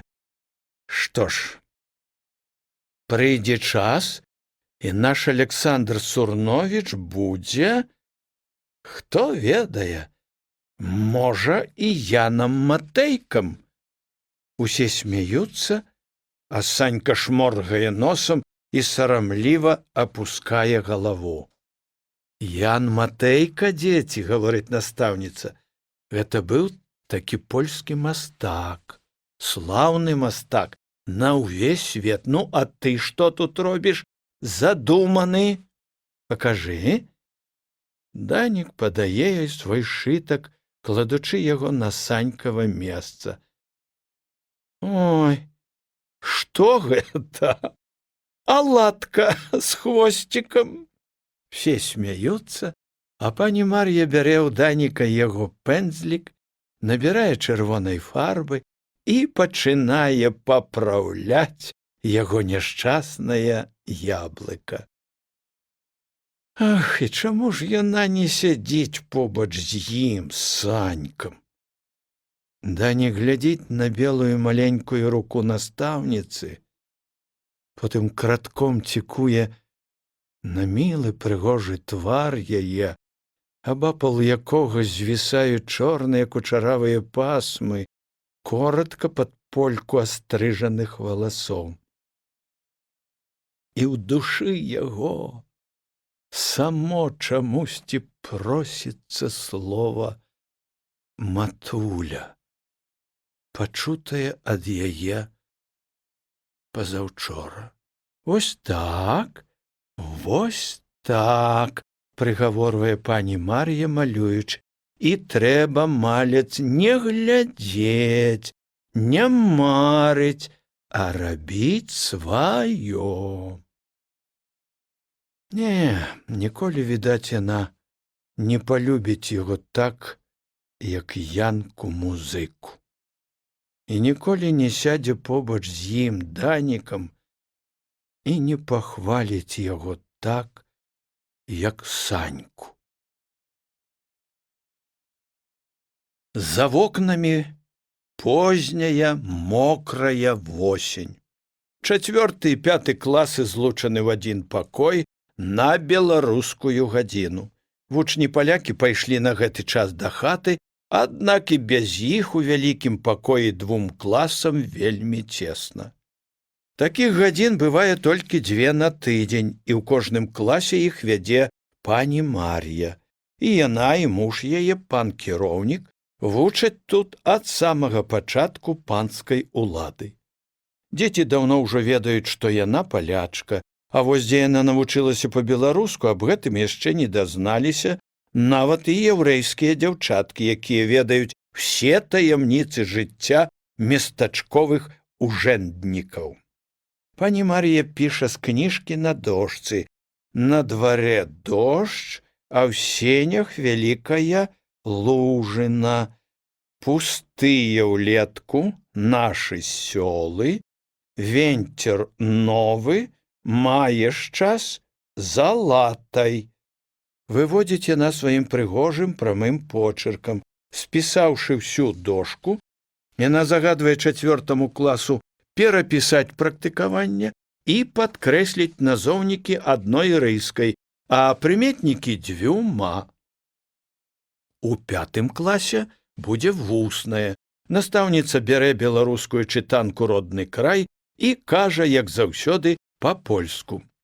Вядомая беларуская паэтэса Цётка пісала і вершы, і прозу. Цяпер мы пазнаёмімся з яе навелай «Міхаська». Увага! І пачала чытаць. Міхаська вельмі неахвотна на гэты свет прыходзіў. 3 дні радзіўся. Людзі рукамі махнулі. Нічога не будзе ні з мацеры, ні з дзіцяці. І як заўсёды, калі пані Мар'я чытае па-беларуску, голас яе адразу стаў яшчэ мілейшы. Дзяўчаткі і хлопцы з 5 класа, якія сядзелі па 4-5 на адной парце, заціхлі і загледзеліся на настаўніцу. Цяжка было пісаць і 4 класу, а найцяжэй, здаецца, Даніку. Ды і навошта яму гэтыя назоўнікі-прыметнікі, пустыя сёлы і незалатаныя венцеры, калі пані Мар'я чытае. Перад вачыма сівага, нібы на яве, разгортваецца роднае жыццё і першая праца — пасьба. Толькі ж не так ужо цёмна і гарка было заўсёды, як там у кнізе. У Даніка, хоць ён таксама сірата, слёз было менш, чым радасці. Хлеб сірочы, вядома, нялёгкі, аднак пра яго пакуль што больш думала мама. Сівы ўспамінае, як яны, галынкаўскія пастухі, збіралі жоўтую лотаць на залітых вясновай вадою паплавах, бегалі пад цёпленькіх празрыстых дажджавых лужанах на траве, гулялі на выгане ў чыжыка і ў лапту, хадзілі ўлетку на нёман. Там яны купаліся на водмелі з вязёлым гоманам, водзілі печкуроў, падпускаючы ім каламуты. Вада ў нёмане, нават і каля берага на мялізне, не ідзе, здаецца, а бяжыць, і каламута сыходзіць хутка. Як ты не калупай дно пальцамі ног, зноў відаць светлы цвёрды пясочак. Увосень цвітуць на ўзлеску за ракою верасы, залітыя ласкавым сонцам. Пад босымі нагамі шалахціць залатое лісце, суха падтрэскваюць сучкі на мяккай аўчыне імху, кропелькамі крыві стракацяць у бруснічніку кіслыя ягадкі. Ай, як жа добра тады гайдацца на маладых гнуткіх бярозках і перагуквацца, ловячы звонкае рэха. Як добра рэзаць вецці і вязаць лазою венікі, хто больш. А ў полі пастухі палілі бульбоўнік і пырнік, і калі асядала магутнае шыпучае полымя, пяклі ў прыску салодкую духавітую бульбу. Ну, хіба ж тады было да слёз? А ў Міхаські таго, што ў кнізе, былі як быццам адны толькі слёзы. І восень такая, і ўсё жыццё. І сапраўды на дварэ дождж, а ў сенях вялікая лужына. Міхась быў рабы, нядошлы, і ніхто яго чамусьці не любіў. Не, Даніка ў галынцы не любілі толькі полуянавы хлопцы. І здзекаваліся яны з яго нядоўга, пакуль ён не ўвабраўся ў сілачку, як той хлапчына, пра якога Даніку чытаў калісьці сябар яго, Мікола Кужалевіч. Зачапі толькі сівага. Ён дасць і справа, а калі мала, дык ён і з манькі дадасць. А той Міхась вечна збоку сядзеў на водшыбе, і хлопцы, хто зараза, а? Часта крыўдзілі яго. Пані Мар'я чытае пра восень і дождж. Нехта падстрэліў недзе Жорава, і абяссілены ён асядаў на лузе. Пастухі пачалі яго з крыкам лавіць, а ён не давацца. Падумаў на Міхаську, што гэта купіна, і стукнуўся ў яго грудьмі. Міхась затуліў яго халатам, а сябрукі, адбіраючы Жорава, затузалі хлопца так, што ён самлеў. Хлопцы спалохаліся, адхаялі яго, завялі да хаты і Жорава яму аддалі. Так яны і заселі ў запеку у мачыхі, галадалі, хварэлі і пацяшалі адзін аднаго. «Малец, чаму ты не пішаш?» «Я пішу», — схамянуўся Данік. Ён схіліўся над сшыткам, а пані Мар'я паківала галавой, памаўчала трохі і зноў чытае. Да вясны Жораў паправіўся і зажыў у хаце царом над курамі. Міхась раставаў, як той снег за акном. Аднойчы на прадвесні мачыха сядзела за кроснамі, а ён азваўся з запека: «Мама!» Упершыню пачула баба такое слово ад пасынка і толькі спалохалася: «Смерць! Мама, мамачка, Жорава дай!» Ну вось чаму на гэтых словах, менавіта на гэтых, пані Мар'я спыняецца, нават, здаецца, з прыплачам у голасе. Ну вось, абсалютна як у той дзень, калі яна чытала ім пра Янку-музыку. А чаму і ў сівага таксама слёзы закружыліся ў вачах?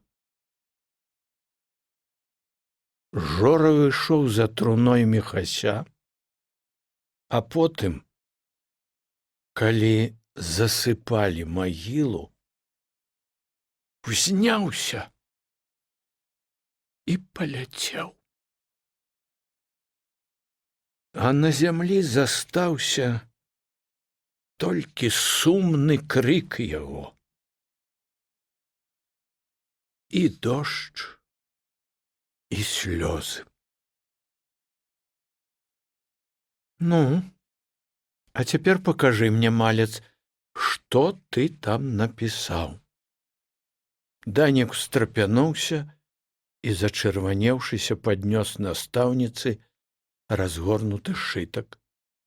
«Вядома ж, і палавіны нават не зроблена», — сказала пані Мар'я. «Ну, хлопча, няма з табой ніякай рады. Застанешся ты сёння пасля заняткаў. На каленях трохі пастаіш, бо трэба пісаць, а не думаць і вечна глядзець». І вось 4 клас пайшоў да хаты, а Данік стаіць на каленях. За сцяной у другім пакоі пані Мар'я вядзе ў 5 класе арыфметыку, замяняючы настаўніка Дулембу. Вучні нешта, мусіць, рашаюць, і голасу кіроўнічыхі не чуваць.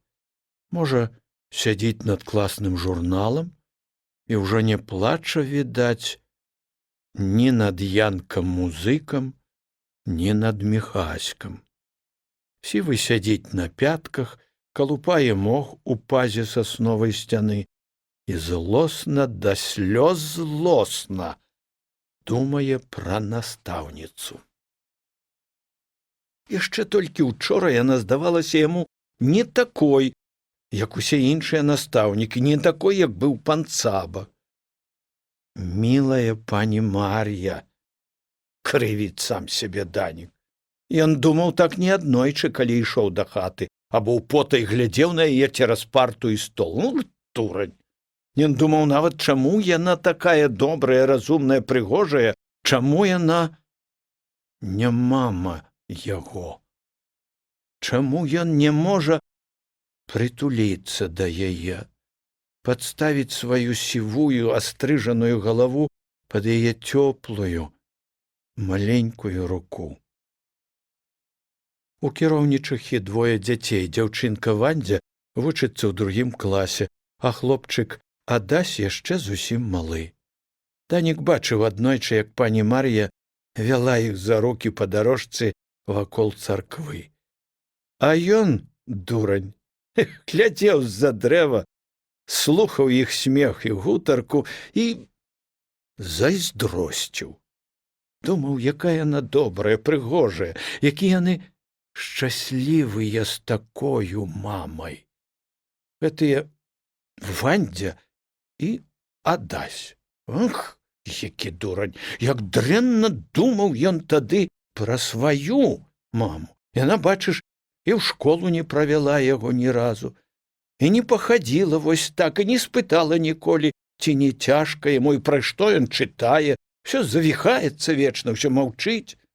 Ну, дык вось табе, сівы і мілая пані Мар'я. Што гэта? Нехта галосіць? Так, галосіць. Данік устаў, падышоў да акна, працёр запацелую шыбу, за гразкаю плошчай цагляны дом пастарунка. На ганку стаіць паліцыянт, і нікога навокал няма, толькі шэрае сумнае неба і гразь. А, сынок мой, а родненькі! Зноў пачулася галашэнне. Хто ж гэта? Данік працёр запацелую шыбу да самага нізу і ўбачыў. На тратуары трохі правее ад акна стаяла нейкая цётка. Ціха, Ганна! Нічога ты не паможаш, пачуўся голас мужчыны.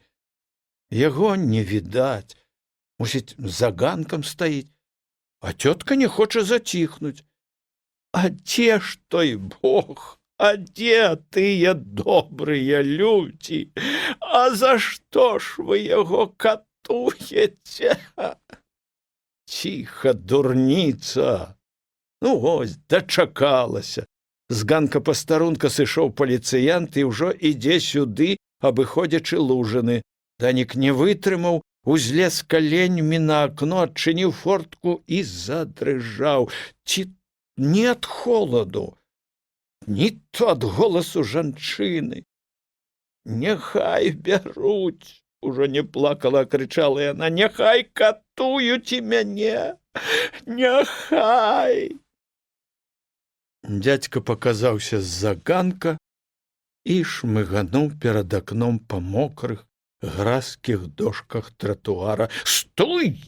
Чакай, хамя! Крычыць паліцыянт і сам ужо бяжыць сюды па гразі. А цётка не ўцякае. У нейкім шэрым бурносе, у лапцях, у хустцы канаплянцы і не ўцякае. Данік прыўстаў і ўсадзіў у фортачку твар.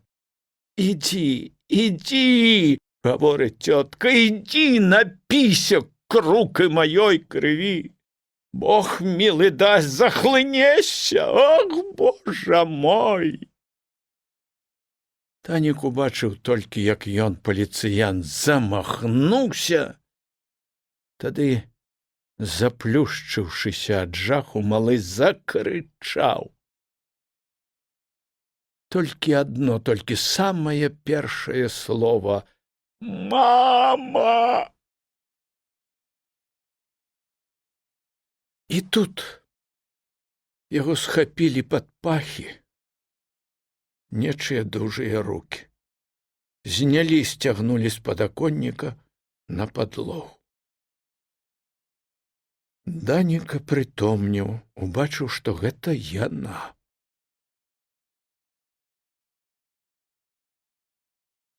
Кіроўнічыха!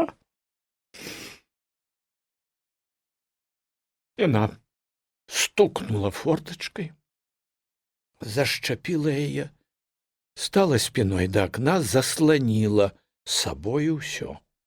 А ён памкнуўся наперад.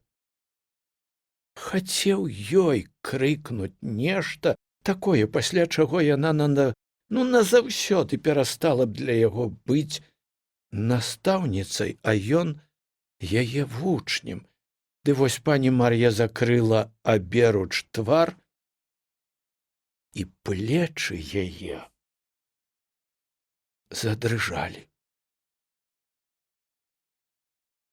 Данік адступіўся. Крыку за вокнамі ўжо не чуваць, І цішыня пустога класа, і гэтыя малыя белыя рукі, што ўпершыню закрылі мілы калісьці твар настаўніцы і плечы яе, што дрыжаць. Всё гэта нібы вярнула яго зноў сюды, на гэтую падлогу перад партамі. Данік спалохаўся, абмяк, адышоўся на сваё месца і стаў на калені. Што ты робіш, дзіця маё? Што ты крычыш? Яна ўжо стаяла за яго спіной, а ён не хацеў нават азірнуцца. Ідзі ты к чорту разам з усімі вамі, к чорту! Гаварыў ён без слоў, усімі сіламі сваёй уражанай, як быццам ужо не дзіцячай душы. Але слёзы, гарачыя слёзы нянавісці і жалю самі каціліся з яго вачэй. Устань. Данік унурыў галаву яшчэ ніжэй. Устань, малец, кажу табе. Яна ўжо гаворыць без слёз. І ён ужо не плача.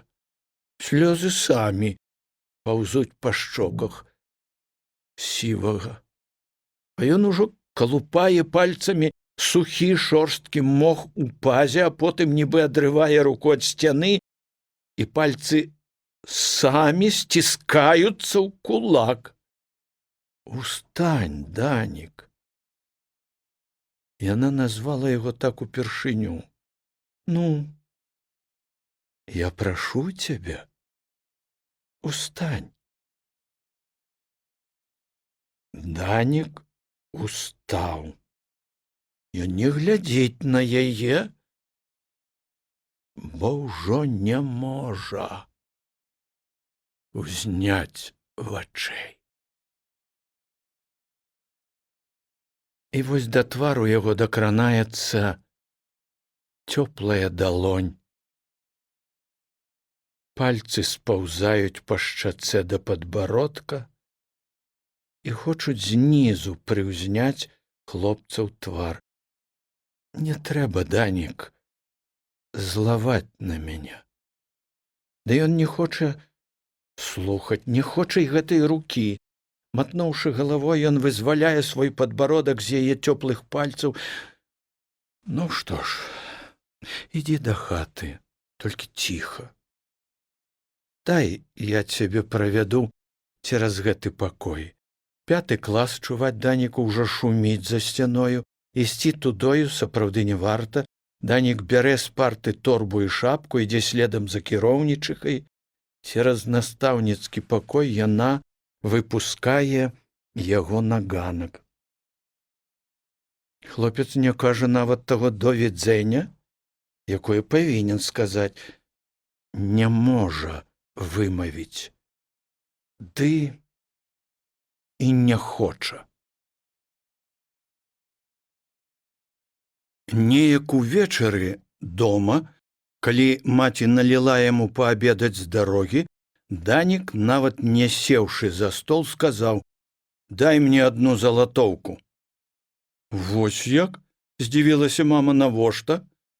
«Трэба». «Казалі хіба, каб прынёс?» «Каб не трэба было, не прасіў бы. Садзіся вось ды еш. Еш. Ты вось давай, а то еш. Будзеш заўтра ісці, дык дам. Дай цяпер, мне вельмі трэба. Ну ж і слата ты, Даніла. Канца, ты думаеш, не будзе гэтым дзядзькавым залатоўкам? Пойдзеш вясной у поле, ды выграбеш, знойдзеш яе другую за бараной». Зося гаварыла гэта, ужо корпаючыся ў сваёй старой пасажнай скрыні, дзе ляжаў яе шэры бурнос з бакавою, нядаўна прышытай кішэняй.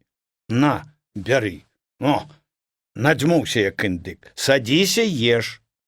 Ён узяў залатоўку, схаваў яе ў сумцы, тады ўжо сеў за стол і падсунуў да сябе місу з крупнікам. Пакуль ён еў, маці доўга глядзела на яго, стоячы сярод хаты, і нарэшце сказала: «А натура, даль Бог жа, таткава».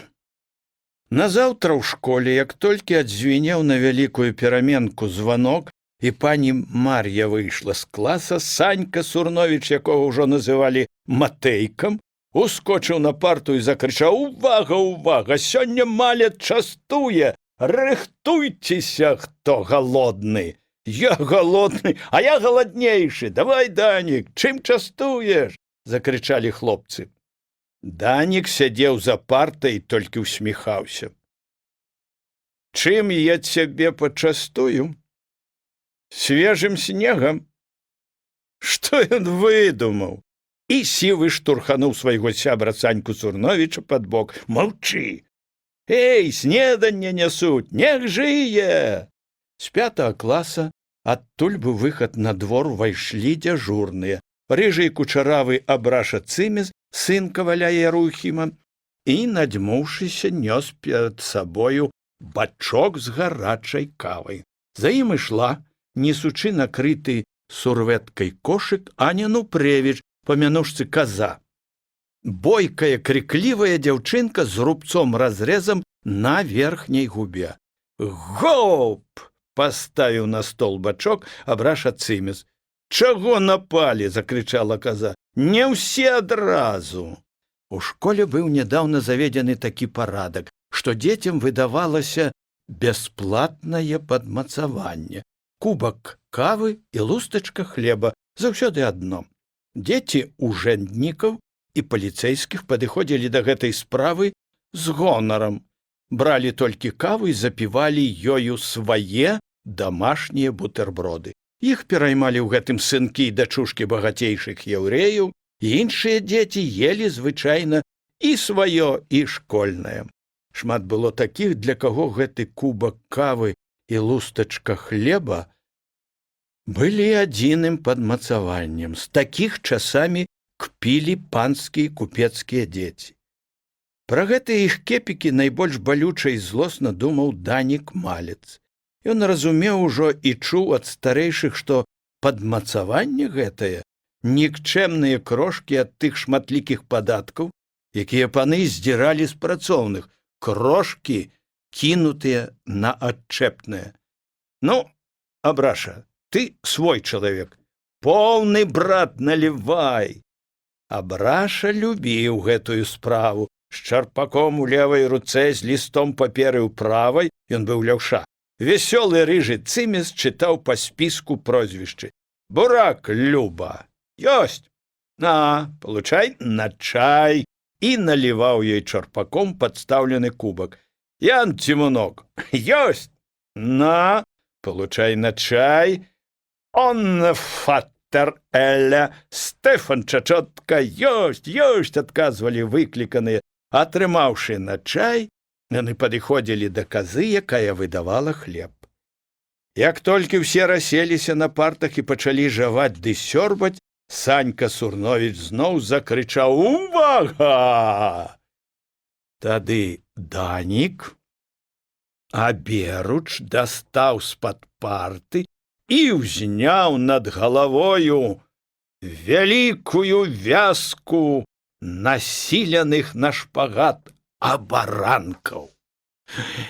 Яны, здаецца, ажно засвяціліся, вялікія, салодкія, на 5 грошаў.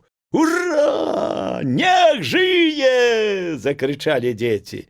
«Спісак давай, чытай, Матэйка, па нашаму спіску!» – скамандаваў Данік. Санька стаў за сталом, дастаў з кішэні складзены лісток са сшыткай і пачаў чытаць. «Янка Цімунок, Беруляніна, Хана Партной».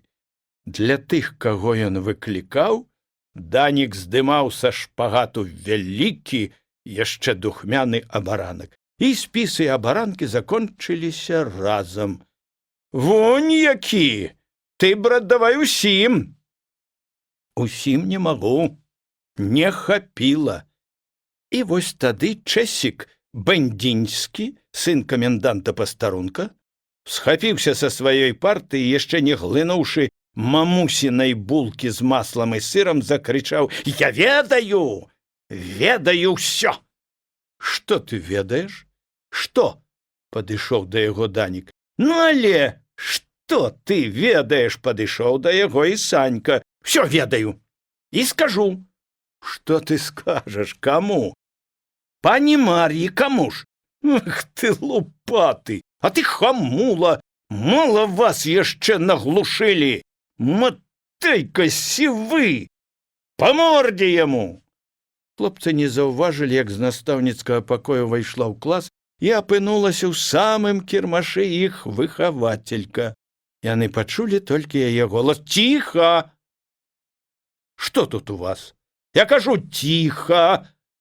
Крычала яна не адна. Разам з ёй увайшоў пан Дулемба, якога хлопцы з 5 класа празвалі павуком. «Будзе ціха, халера, ці не?» — крычаў ён, натапырыўшы жоўтыя вусікі. «Пан дазволіць, пане каролю?» «Я разбяруся сама», — сказала яму пані Мар'я. «Дзе дзяжурныя? Што гэта ў вас за парадак?» Абраша Цымес і каза, абое з недаедзенымі абаранкамі і з кубкамі ў руках, толькі хацелі пачаць апраўдвацца, але Чэсік Бандзінскі перабіў іх. Ён падышоў да настаўніцы бліжэй і сказаў: «Я ўсё ведаю, гэта камуна». «Якая камуна? Што ты пляцеш?» «Я не пляту. Я, праша пані, всё адразу разгадаў. Гэты вось малец», — ён тыцнуў рукой у грудзі Даніку, «падвучыў іх сабраць грошы». «Няпраўда», — перабіў яго Санька. «Мы не падвучвалі, мы грошай не збіралі». «Сціхні ты!» — крыкнуў Чэсік.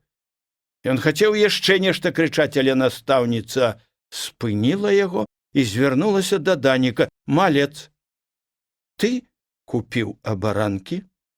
«Я. А дзе ты ўзяў гэтулькі грошай?» «Мама дала». «А навошта ты гэта зрабіў?» «Пані Мар'я», — ўмяшаўся Дулемба, «я думаю, што ён маніць». «Ты дурань, гавары!» Кіраўнічыха пачырванела і нейкі момант глядзела на павука. «Пане каролю», — сказала цвёрда з прыціскам, «я прасіла ўжо даць мне святы спакой. Гэта мой клас, і я сама разбяруся, малец». «Навошта ты гэта зрабіў?» Данік глядзеў і не моргаў. «У мяне сёння дзень нараджэння». «Неправда! Ён магніць!» — закрычаў Бандзінскі. «А ты адкуль гэта ведаеш, Чэсь?» — павярнулася да яго пані Мар'я. «Як гэта можна так гаварыць пра калегу? Бо ён не ўсім па абаранку даў, а толькі па нейкаму спіску, вось па гэтаму ў Сурновіча». Дурны Санька, ён не схаваў у кішэню, а яшчэ ўсё трымаў у руцэ той лісток са сшытка. Настаўніца ўзяла лісток і пачала вадзіць па ім вачыма. «На больш у мяне грошай не было», — гаварыў Данік. «Каб мама больш дала, дык я...» Пані Мар'я ўзняла позірк над спіскам і паглядзела хлопцу ў вочы. Доўга так, пранікліва, аднак ён па-ранейшаму нават не моргаў. «Так, малец», — сказала нарэшце настаўніца, «ты ў нас заўсёды нешта прыдумаеш.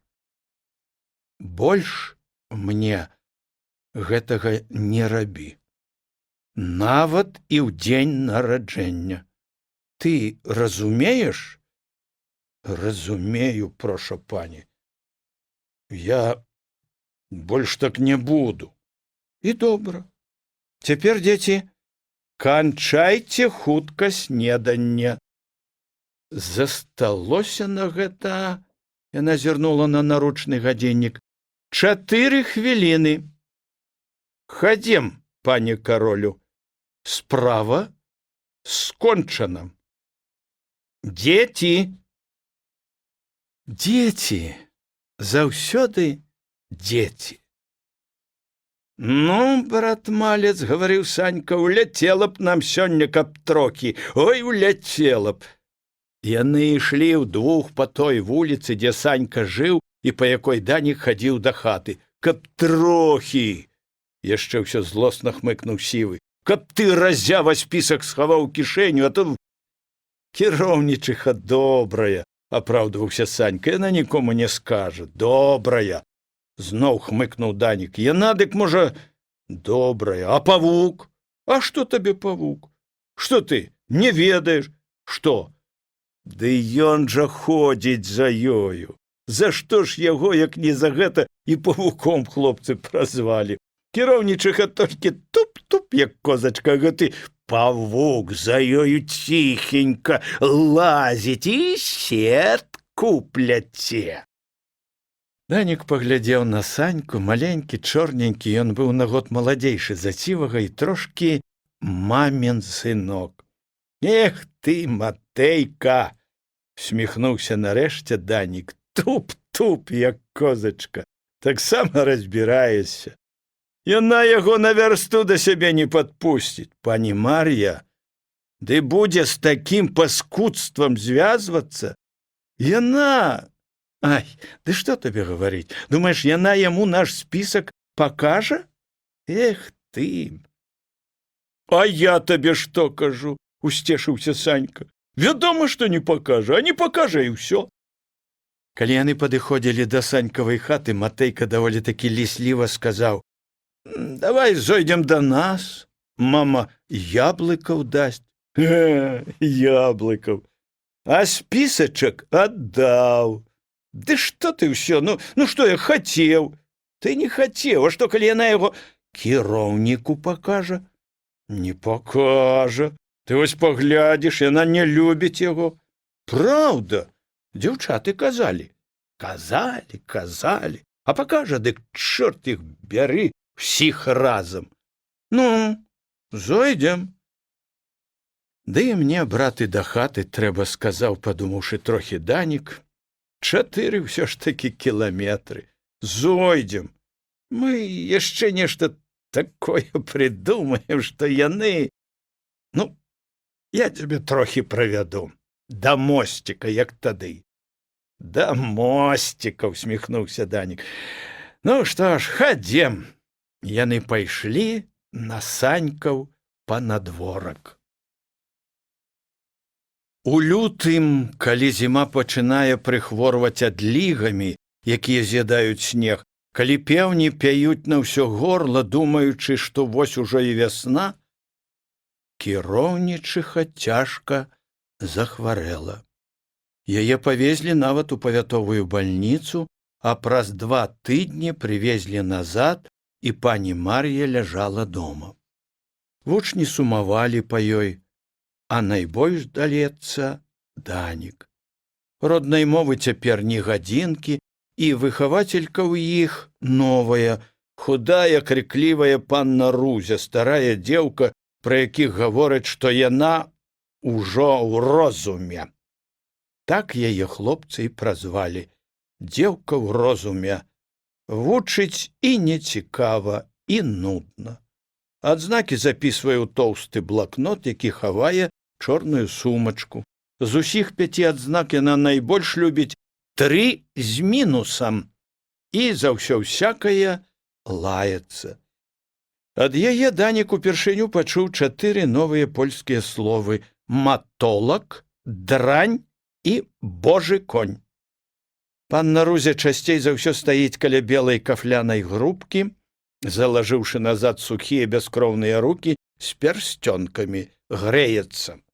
Аднойчы на рысаванні яна стаяла так, а потым пачала: і не брыдка вам, драні? Ваша ранейшая настаўніца колькі ўжо часу хварэе, а вы? Хоць бы разочак схадзілі адведаць. Ганьба! На пераменцы клас загаманіў аб гэтым. Найбольш крычала каза, што яна, калі так, павядзе ўсіх сама. І пасля заняткаў дзеці пайшлі. Доўгай чароткай шлопалі яны па мокрым снезе, лапцямі, ботамі, чаравікамі, кідаліся снежкамі, крычалі, Вся вуліца, здаецца, ведала ўжо, куды яны ідуць. Не бойцеся, гаварыла каза, пана кіроўніка цяпер дома няма. Ён яшчэ вучыць у 7. У іх цяпер фізіка. Кіроўнік жыў у глухім, свіным, як казалі, завулку. У таго бязрукага дзядзькі, які нават зімой насіў летнюю шапку царскага чыгуначніка. Дядька спаткаў іх у сенях каля парога, прымусіў яшчэ на двары паабціраць венікам ногі, а потым ужо загадаў: ціхенька. Хораша трэба, без шуму. Пані хворая. Ну, чаго ж вы? Стукаецеся ў дзверы і ўсё. Баіцеся? Эх вы! Нават каза і тая хавалася за другіх, і ўсе пачалі на Даніка: ты, малец, ты ідзі. Каторы гэта? Ён? — спытаўся дзядзька. Ну, новыя боты. Чаго ж ты? Валяй, а вы за ім. Дзядзька ўзяў Даніка за рукаў, падвёў да дзвярэй другой тыльнай палавіны хаты і пастукаў у дзверы. Прашу, — адказаў яму знаёмы дзецям і так даўно не чуты імі голас.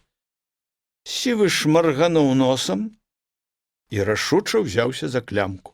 Дзеці шыбанулі хто ў кут, а хто адразу на двор, і Данік апынуўся за парогам адзін. Ой, малец, это ты, — пачуўся голас ад акна. Прыйшоў адведаць хлопчык сваю настаўніцу. Як гэта хораша. Ды ідзі ж ты сюды, павітаемся, ну. І пані Мар'я працягнула да яго рукі. Данік ішоў туды, як заварожаны. Яна ляжала галавою да акна, завешанага фіранкай, па шыю схаваўшыся пад беленькай коўдрай. Чорныя кучаравыя валасы яе полькі растрэсліся на падушцы, а чырвоныя, нібы прыпухлыя губы сміхаліся.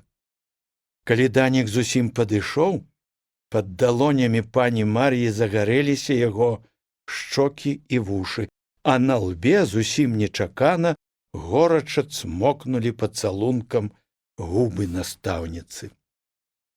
Харошы мой! Ну і чаго ж ты так засаромеўся? Ну, сядь, вазьмі монь крэсла каля стала. Данік узяў тое крэсла, паднёс яго да ложка і сеў на краёчку. І гэтак няёмка яму, ну, боты і выцер жа іх, здаецца, всё ж такі наслядзілі на чыстай чырвонай падлозе. Ну, раскажы мне, Данік, як ты цяпер вучышся? За што ты 2 атрымаў? Не 2, — адказаў сівы. 3 з мінусам. Ах ты мой жулік, хіба ж гэта не тое самае? Ды яшчэ для цябе, для выдатніка. Чаму ты паню Рузю не слухаеш? Яна толькі крычыць. І трэба крычаць на вас. Што, можа, не? Не можна не любіць настаўніцу. Яна другая мама.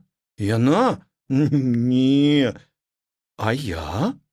Пані Мар'я нахмурыла бровы, а ўсё ж усміхаецца. Данік узняў вочы і зноў апусціў іх, не вытрымаў. Яна працягнула руку, як тады, калі ён стаяў на каленях, і ўзяла яго цёплымі пальцамі пад падбародак. Глядзіць у вочы ўжо неяк сумна усміхаецца. Ты не злуеш на мяне? — спыталася цішэй. За тое, калі ты крычаў у акно.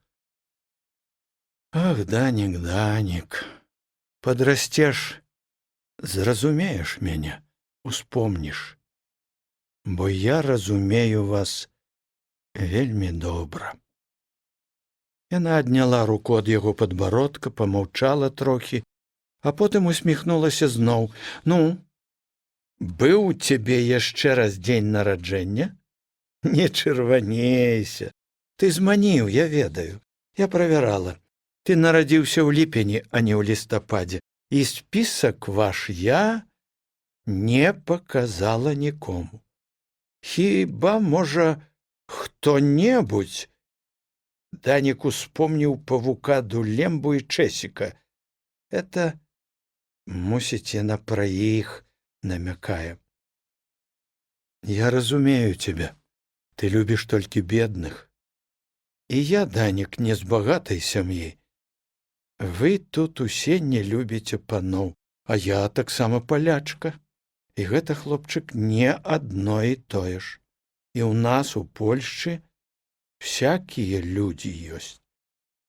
Ты зразумееш мяне, калі падрасцеш. Пані Мар'я памаўчала зноў. Зірні, вунь там, показала яна на этажерку, тую вунь кніжку возьми і подай мне. Таўсцейшая ў чырвоным пераплёце. Ну, вось, а цяпер возьми вунь там на століку ручку і памачы яе ў чарніліцу. Дай, калі ласка, мне. Ён нёс яе гэтую ручку асцярожненька, бо здавалася, што чарнільная кропля сарвецца з пяра і капне, нават і носам баяўся шмаргануць, хоць і трэба было. Ну, аддаў. Дзякую, Данік. Пані Мар'я левай рукой трымала перад сабой разгорнутую кнігу, а ў правай ручку. Адгадай, сказала зноў нахмурыўшы бровы, адкуль я ведаю па-беларуску? Не адгадаеш, усміхнулася задаволена. Я вучылася ў рускай гімназіі. Яшчэ перад вайной, калі мой бацька працаваў у Расіі настаўнікам. А па-вашаму, я навучылася тут. Увечары вучылася сама, а ўдзень вучыла вас. Сяму таму гэта не падабаецца. Ды нічога. А напішу я тут, вядома, па-свойму. Ты мне падай прамакатку са століка.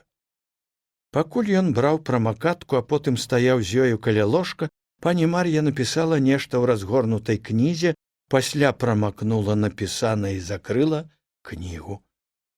Ён яшчэ ўсё не ведаў, што гэта і да чаго. Вазьмі, Данік, гэта табе. Чытаць будзеш дома, і лепш не паказвай нікому. Добра? Сівы многа чытаў, і ён ужо ведаў, што тут трэба было б зрабіць. Не таму, што ведаў, а проста вельмі хацелася схіліцца над яе рукой, хоць дакрануцца да гэтай белай маленькай рукі губамі. Да ён жа не рабіў так ніколі, нават маме сваёй. Як жа ты тут асмеліся цяпер? Дзенькуе, шапнуў ён, апусціўшы вочы. Добра, хлопчык, чытай, вучыся, ты, Данік, пойдзеш далёка. Мамуся, пачуўся звонкі дзіцячы голас, а я іду зноў. З дзвярэй у кутку пакоя, якія вялі, відаць, у кухню, убег малы хлопчык з доўгімі, як у дзяўчынкі, светлымі валасамі. Ну, Адась, павітайся, з усмешкай сказала яму пані Мар'я. Малы паглядзеў на Даніка, усміхнуўся і хвацка працягнуў руку. Чэсць, сказаў ён, я называюся Адась. А я Данік. Данік? Мамуся, так называются? Называются, сынок. Ну, ты иди до бабули, ты нам перашкаджаешь. Будь ветлівы. Добра? Добра? Я толькі мамусю пацалую. Вот так. Цяпер одно вочка, а цяпер другое. Вот так. І побягу. Бо як татусь зловіць мяне тут, будзе крычаць, што я цябе непакою.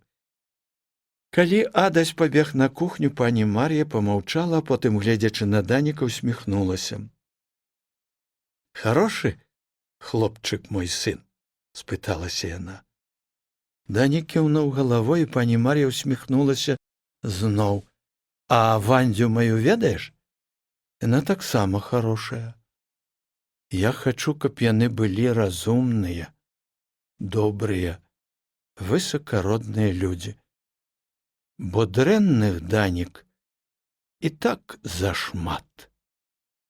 Яна памаўчала зноў. Ну што ж, спыталася, ты вось, відаць, любіш мяне, вашу кіроўнічыху, не чырваней. Я ведаю, што вы мяне так называеце. Ты вось прыйшоў, і я вельмі рада. Ну, а чаму не прыйшлі ўсе? Чаму ты ўсіх не прывёў? Яны ў сенях і на дварэ? На дварэ? Ах, жулік, і маўчыш. Пакліч іх. Данік адчыніў дзверы, выйшаў у сень, паклікаў. І вось яны, чацвертакласнікі, пасыпаліся ў хату, як тая бульба з развязанага мяшка. Дзень добры, дзень добры, дзень добры. 5, 10, 20 разоў. Ах вы, разбойнікі! Ну, чаго ж вы стаялі там? А як павырасталі! Ай-яй-яй-яй!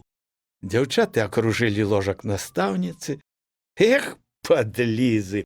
Цяпер дык проша пані, а адразу Данік апынуўся ў іх чарадзе. Хлопцы стаялі, вядома, далей, і толькі прыціскаў пад пахай сваю кнігу. Лепш за ўсё зараз жа схаваць яе ў торбу. І тут сталася нечаканае. Без папярэдняга стуку адчыніліся дзверы сяней, і каля парога з'явіўся сам пан кіроўнік. Дзень добры, дзень добры, загаманілі дзеці, а потым зусім спалохана заціхлі. Дзень добры, дзеці, жонка, як ты сябе адчуваеш? Стамілася тут з імі? Ды што ты, Стась, я не стамілася. Я адпачыла. Ты толькі паглядзі. Всё гэта я вельмі добра разумею, аднак стамляцца табе, дарагая, ні ў якім выпадку не можна. А якое паветра! Ён стаяў сярод пакоя ў паліто і праз акуляры глядзеў то на жонку, то на дзяцей. Дзеці па ўсім было відаць, вельмі ахвотна сыпанулі б у дзверы. Адгадай, Стась, хто з іх першы прыйшоў? Не адгадаеш. Ён, вось, малец. Пан кіраўнік паглядзеў на Даніка. Што ж, сказаў ён, Даніль малец добры вучань. Трэба толькі, каб ён паводзіў сябе лепш, каб не дурыўся з рознымі там абаранкамі. Разумееш? У адказ на гэтае пытанне Данік яшчэ ніжэй апусціў галаву. Як добра, што ён паспеў схаваць сваю кніжку, як добра, што ён, кіроўнік, не прыйшоў раней. Відаць, праўду такі казалі дзяўчаты, што пані Мар'я не любіць яго. Ну, а завошта ж яго любіць? Не толькі Данік, а і ўсе дзеці нібы чакалі толькі сігналу, каб драпануць адгэтуль на двор. І сігнал гэты прыйшоў. Так, дзеці, сказаў кіроўнік, я вам таксама вельмі ўдзячны за візіт, аднак ён не скончыў, спадзяючыся, што яны і так зразумеюць. І яны зразумелі. До відзення, до відзення! Зноў, як бульба з меха, пасыпаліся з хаты ў сенцы іх усцешаныя галасы. Рабенькі Янка Цімунок, якога за кірпаты нос празывалі лычыкам, стаіць каля стала спіною да акна і, як заведзены, расказвае вызубраны ўрок па гісторыі Польшчы. Сакавіцкае сонца свеціць Янку ў патыліцу, і Даніку відаць, як вушы лычыка, нейкія круглыя, адтапыраныя, прасвечваюцца, нібы яны з ружовай паперы. Калі туркі напалі на Аўстрыю, гаворыць Янка, аўстрыйскі цэзар папрасіў польскага круля Яна III Сабеска: «Прыйдзі і выратуй нашу Аўстрыю». Храбры круль Ян III Сабескі сабраў сваё гераічнае войска і 12 верасня 1683 года пад Венай, сталіцай Аўстрыі, досць матолак. Перабівае яго панна Рузя. Дзеўка ў розуме не стаіць каля печы, а ходзіць па класе, залажыўшы назад рукі. Што я казала табе? Не тарахці, як папугай, а гавары сваімі словамі. Ну, храбры круль Ян III Сабескі сабраў сваё гераічнае войска і 12 матка боска, зноў спыняе яго панна Рузя. Ну, сабраў, ну, прыйшоў, ну, разбіў. Конь ты божы! Ды гавары ты нарэшце сваімі словамі. Янка маўчыць, толькі вушы яго ружавеюць яшчэ больш. Запалку, здаецца, падсунь, успыхне. Далей, загадвае яму панна Рузя. Расказвай, ці спадабалася гэта аўстрыйскаму цэсажу. Аўстрыйскаму цэсажу гэта не спадабалася, гаворыць Янка ўжо сваімі словамі. Потым раптам хлопец збіваецца з польскай на беларускую мову. І тады досць! Зноў перабівае яго настаўніц. І тады крывіць яна. Што за тады, што за ён? Што ён зрабіў, сустракаючы Яна Сабескага, і што зрабіў Ян Сабескі? Па-польску гавары. Янка маўчыць. Ён апусціў галаву і, здаецца, занаравіўся зусім. Ну, хоць бы вочы ўзняў, тады заўважыў бы, як Данік Малец, стараючыся, каб не прыкмеціла настаўніца, паказвае яму, што зрабіў Ян Сабескі. Раз, другі раз, трэці раз паказаў. І вось нарэшце лычык цікнуў на клас з-пад ілба і здагадаў. Тады круль Ян Сабескі, пачаў ён, падкруціў свой вус. Клас грымнуў смехам. Ціха, драні! Старалася перакрычаць усіх панна Рузя. А потым, калі вучні сціхлі, яна, паглядзеўшы на Янку, сказала: «Сядай, матолак! Не буду я тут з табою надрываць свае лёгкія. Хто адкажа?» Знялося некалькі рук. Асабліва адна з другой парты старалася дастаць найдалей, ледзь не да самага твару настаўніц. «Бандзінскі», — сказала панна Рузя. Чэсік апусціў сваю доўгую руку, встаў і загаварыў. Калі наш храбры круль Ян III Сабескі разбіў туркаў пад Венай, ён уязджаў у Вену на чале сваіх непераможных гусараў. Аўстрыйскаму цэсажу не спадабалася, што гэта не ён, а наш круль Ян III Сабескі перамог туркаў, і ён не хацеў зняць капелюш перад нашым крулем. Ян III Сабескі падняў руку, каб падкруціць свой вус, а аўстрыяк падумаў, што ён падносіць руку да капелюша. І тады ўжо ён схапіўся за свой капелюш, а потым хопіць, Бандзінскі. «Сядай», — усміхнулася настаўніца. Яна падсела да стала і выняла з чорнай сумачкі свой тоўсты блакнот. Нават і не прыўстаючы з першай парты, Данік бачыў, як яна адгарнула старонку на літару «Б» і напісала вялікае 5. Пасля адгарнула старонку на літару «Ц», падумала трохі, а тады паставіла таксама вялікае 3. «Ну, хто далей?» — спыталася, гледзячы на клас. Ды тут у дзверы з настаўніцкай нехта пастукаў і спытаўся: «Можна?» Клас падхапіўся і не застыў, як звычайна, у маўклівым прывітанні, а загудзеў на 36 галасоў. Чуваць было ў гэтым нястрымным гуле дзіцячай радасці. «Ціша!»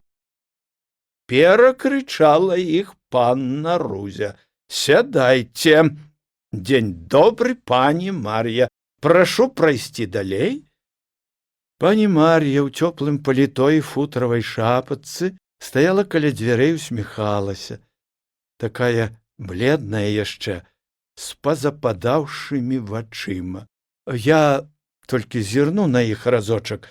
Можна, панна Рузя?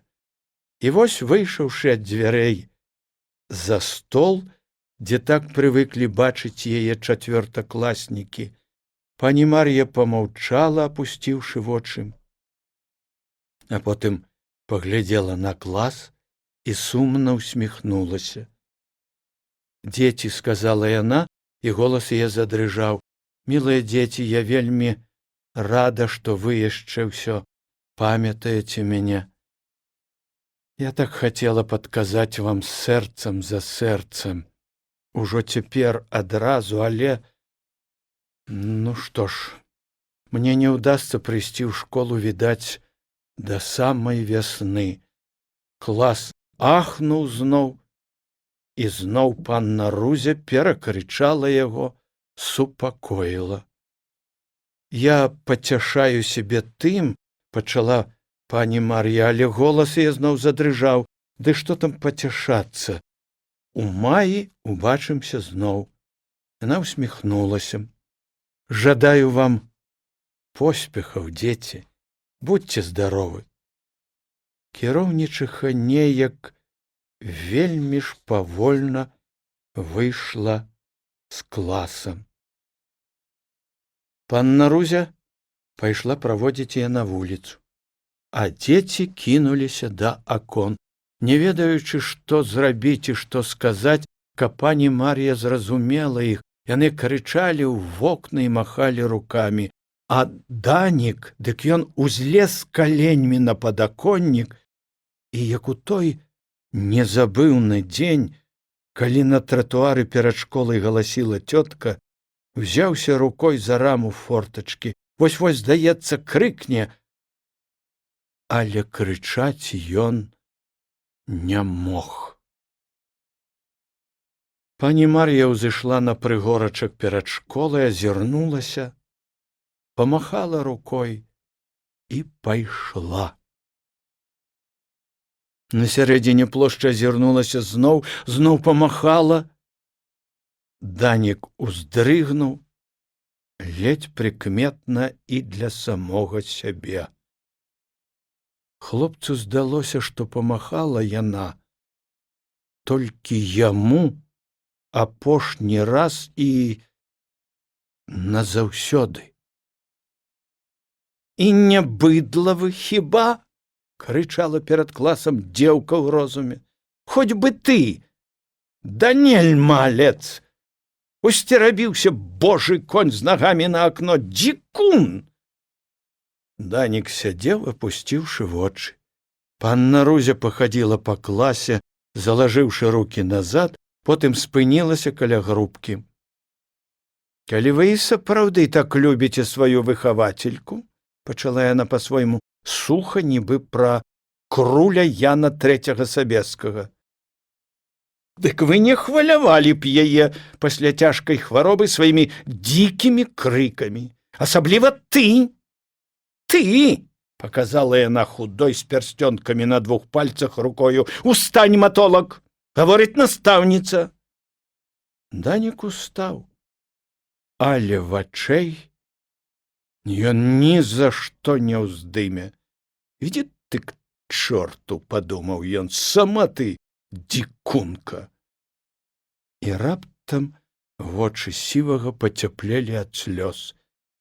Ды не, ён не заплача цяпер, нягледзячы нават на тое, што ён другі раз пасля арышту Міколы Кужалевіча зноў адчуў, зноў зразумеў, як гэта цяжка, калі ты застаешся, не адзін, не сірата, а ўсё ж, як гэта цяжка і горка.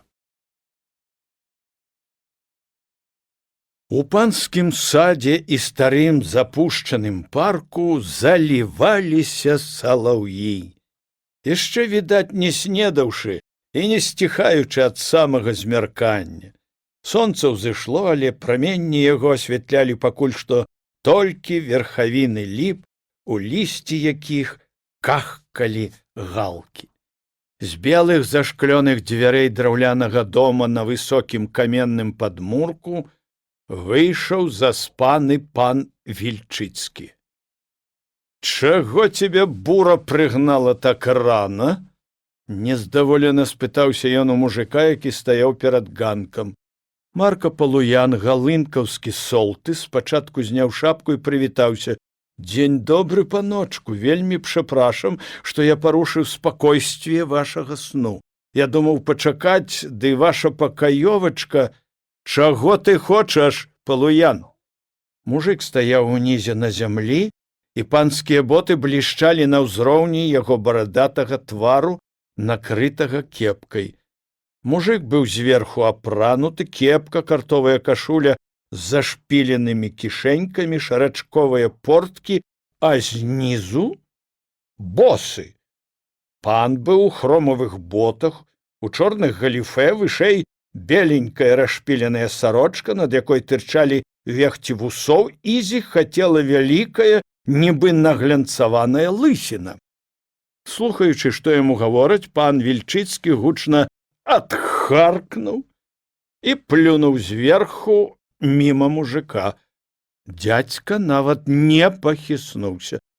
«Прапрашам, Палуян», — сказаў Вільчыцкі і паўтарыў сваё. «Нічога, паночку, на здароўе», — лісліва усміхнуўся солтыс. «Дык я ўсё пра тое самае. Пакуль там хто ды што, я ў вас бяру адразу 2/10 і грошы з кішэні ў кішэню. Што мне твае грошы, Палуян?» — гаварыў Вільчыцкі, сыходзячы з ганка. «Я каля чорнага броду аддам на 4-ю капу, дык у мяне яго з рукамі адарвуць. Яшчэ і падзякуюць, пане, не толькі што. Ха-ха!» Гутарка ішла пра панскі луг, частку якога Вільчыцкі штогод прадаваў на скос або аддаваў яго навакольным сялянам на часць. 3 капы пану, 4 мужику. «Капа, паночку, капою, а грошы грашыма, а я іх магу вам хоць цяпер». Яны ішлі па дарожцы ў той бок, дзе за дрэвамі, за салаўіным перасвістам чуліся людская гамонка і галасы жывёлы. Пан, залажыўшы рукі назад, ад чаго яшчэ больш выпучваўся жывот, крочыў спераду, мужик за ім. «Хітры ты чалавек, Палуян, недарма цябе і солтысам назначылі. 45 рублі злотем», — сказаў ён, нібы хочучы ашарашыць солтыса з нячэўку. Палуян пачаў таргавацца, але пан адразу перабіў яго. «Ні капеечкі менш. Не хочаш? Іншыя забяруць». Солтыс падумаў.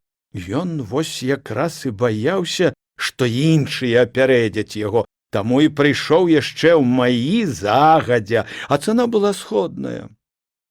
«Такую траву танней не возьмеш, ды яшчэ і за тавай. Эх, паночку, дзе наша не прападала? Яно ж вядома, што вас і 10 цыганоў не перамудрыць. Вось». Палуян расшпіліў левую кішэньку картовай кашулі, дастаў загорнутае ў газетны шматок золата. «Згалееш, трасца тваёй галаве», — падумаў ён пра Вільчыцкага, «прагуляеш маёнтачак з цабавай Юляй, а я быў гаспадар і буду. На тваім месцы я такой травы паўморга не прадаў бы». Пан узяў грошы, раскешкаў 9 залатых пяцёрак на далоні пальцам другой рукі і, нібы не палічыўшы, сыпаў іх у кішэню галіфэ. «Спажывайце, паночку, на добрае здароўе, і я нечага спакоен буду. Кароўкі вашыя ідуць адна ў адну, няўрокам кажучы, ну, як лялькі». Воддаль, пераходзячы ім дарогу з-пад аборы на пашу, ішоў панскі статак.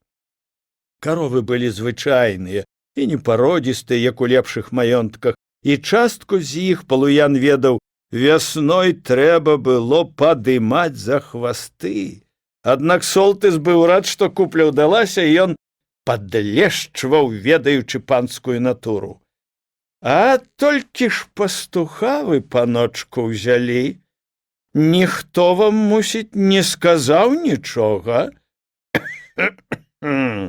Да ты пра каго? Пра Мікіту?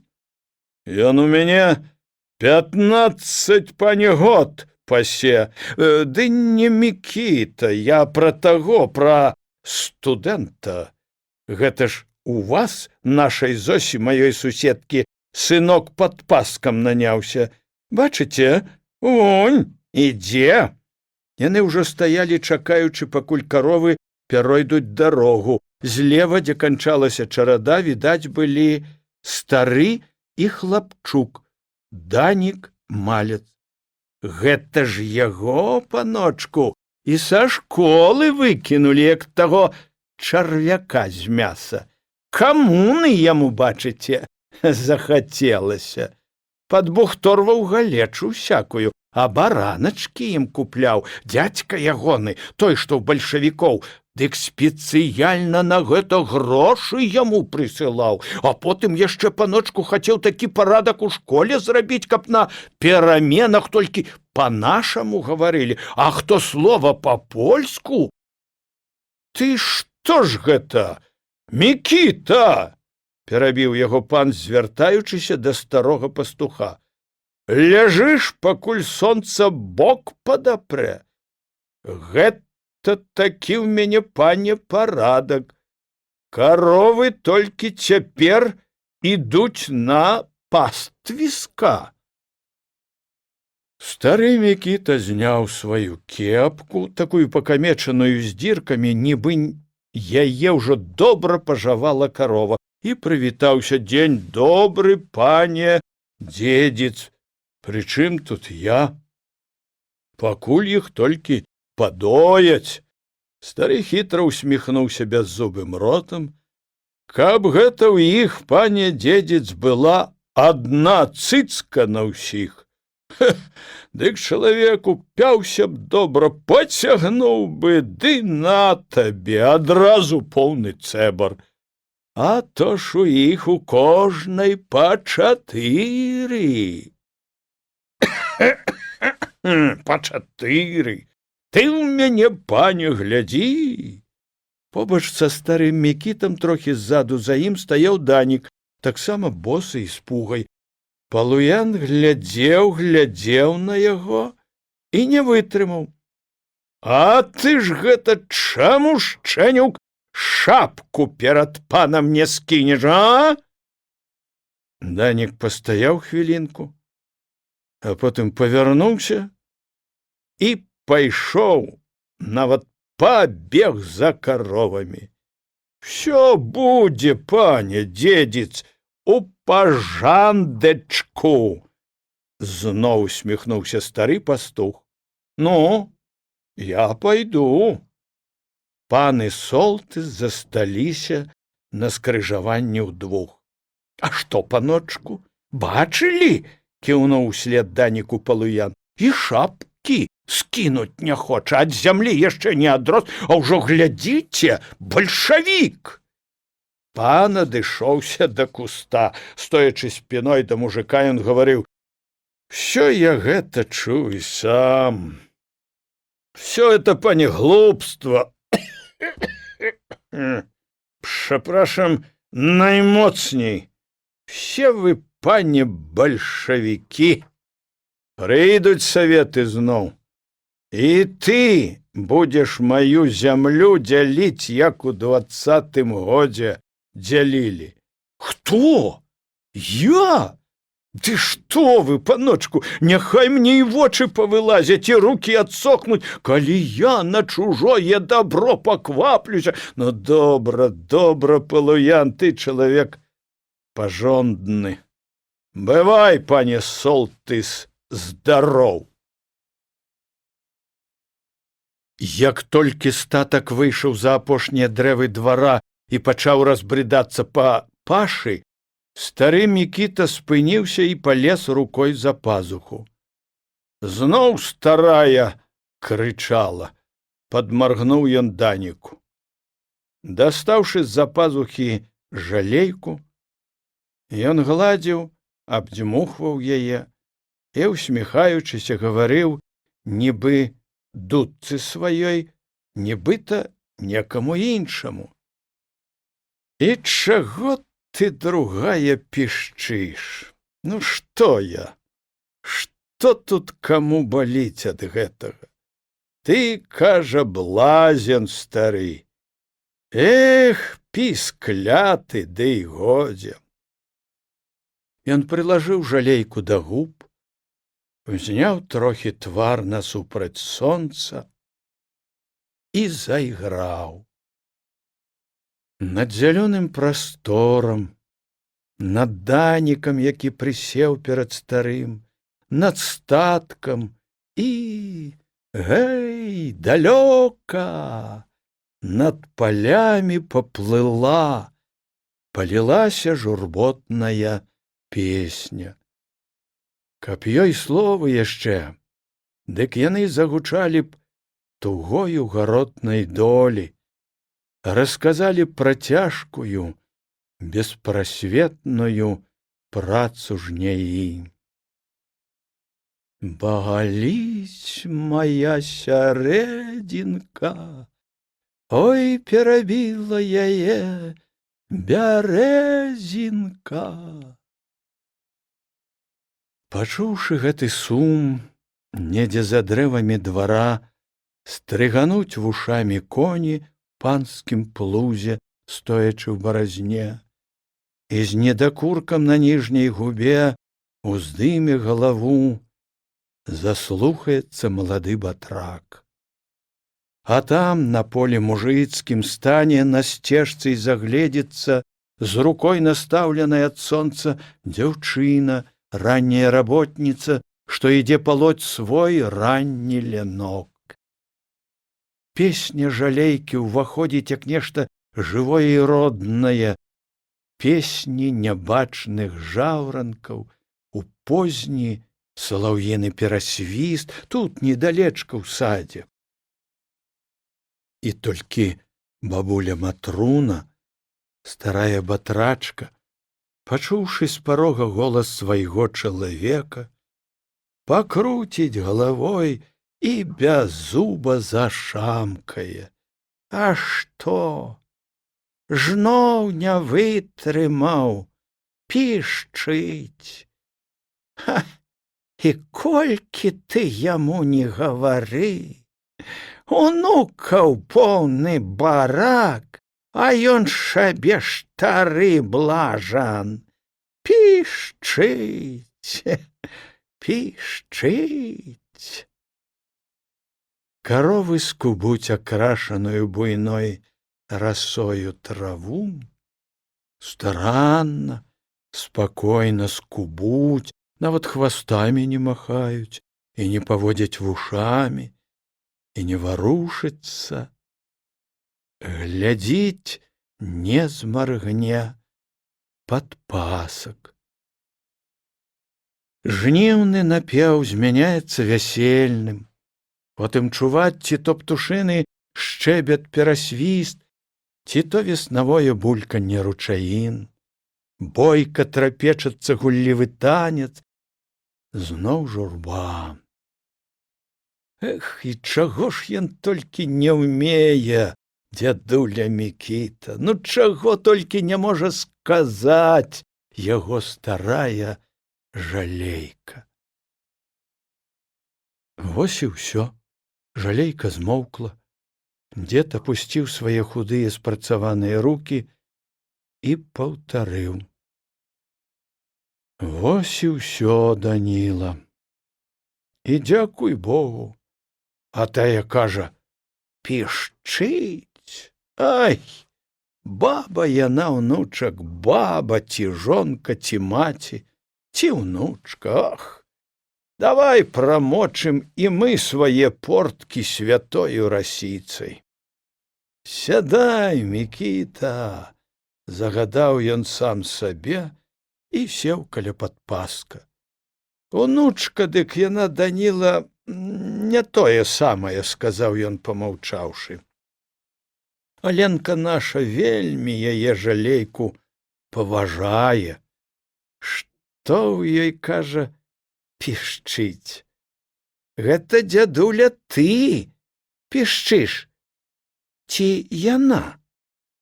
Ад жа ж, а? Яшчэ малое, вядома. А ты ж гэта чаго маўчыш? Данік ляжаў, падпёршы шчаку далонню. Ён памаўчаў, паглядзеў на траву і сказаў: шапку чаму не скідаеш? Чулі? Это той, Палуян? Спытаўся стары.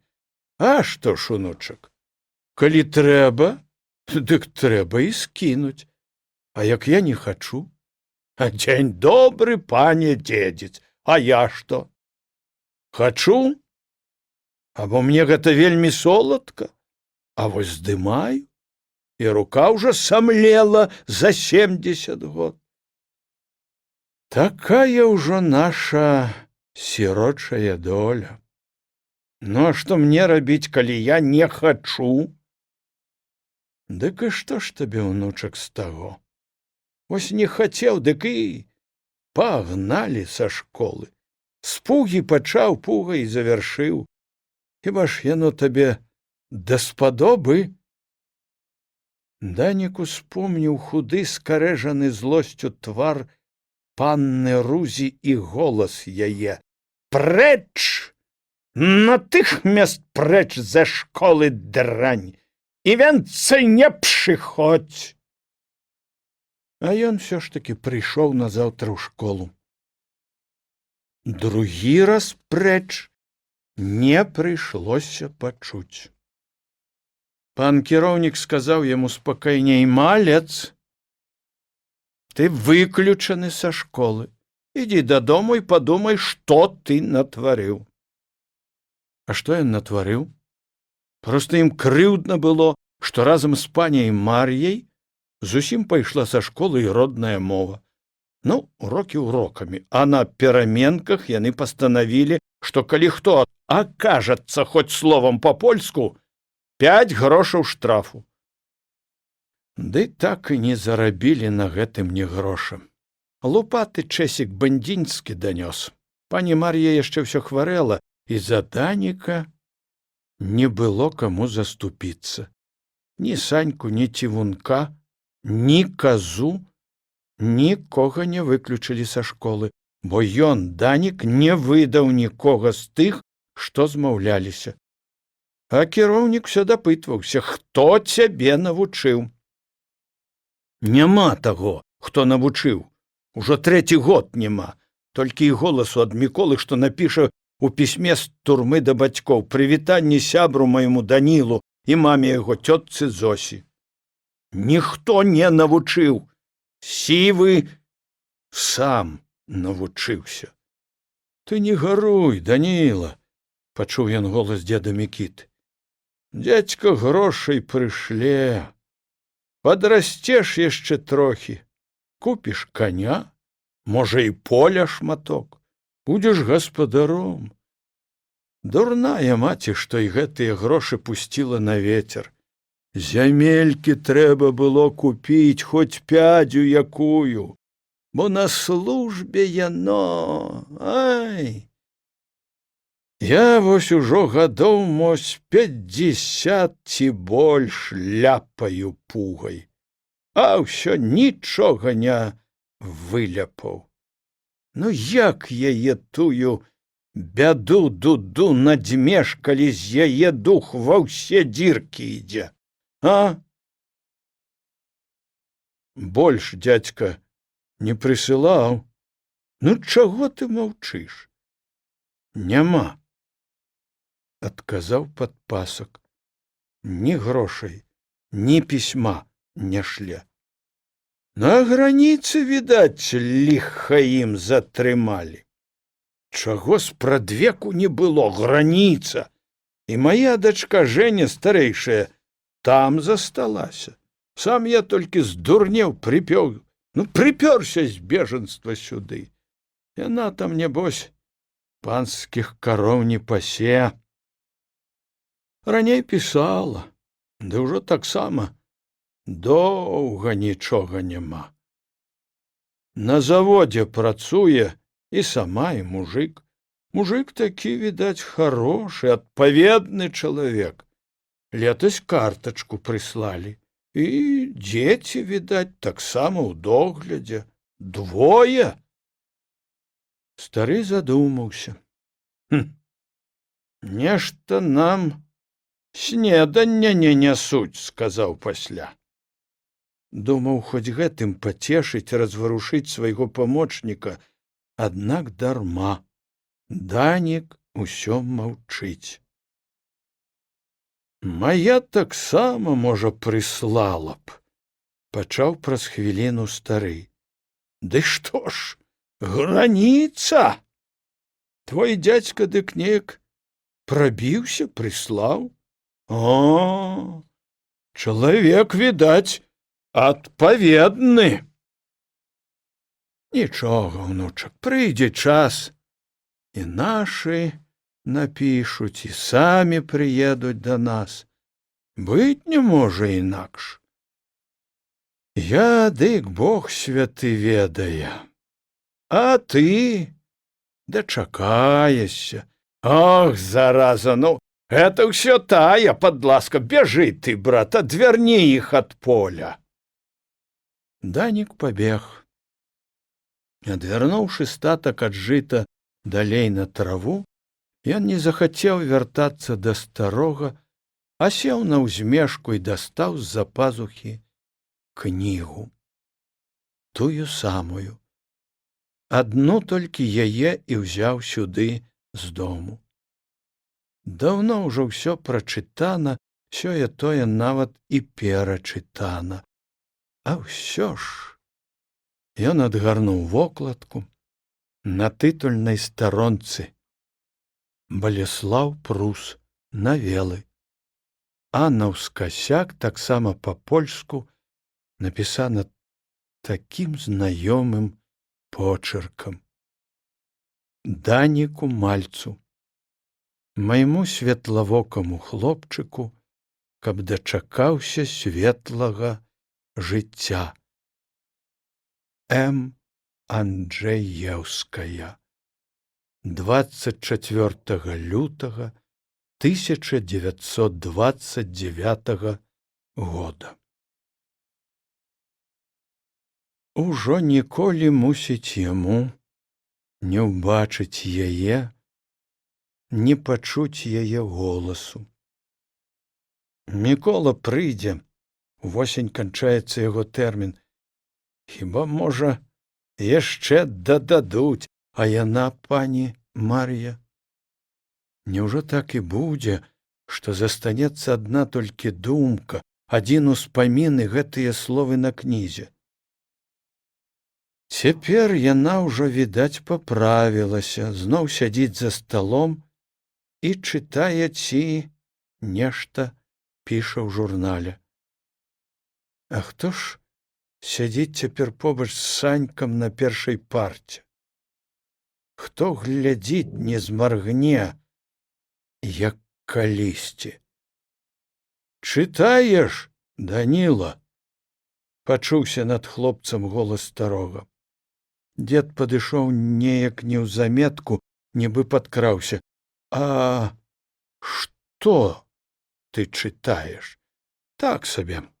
Польская кніга адна. Стары паківаў галавою. Яшчэ ты, брат, не нацешыўся з панскае ласкі? Пакінь!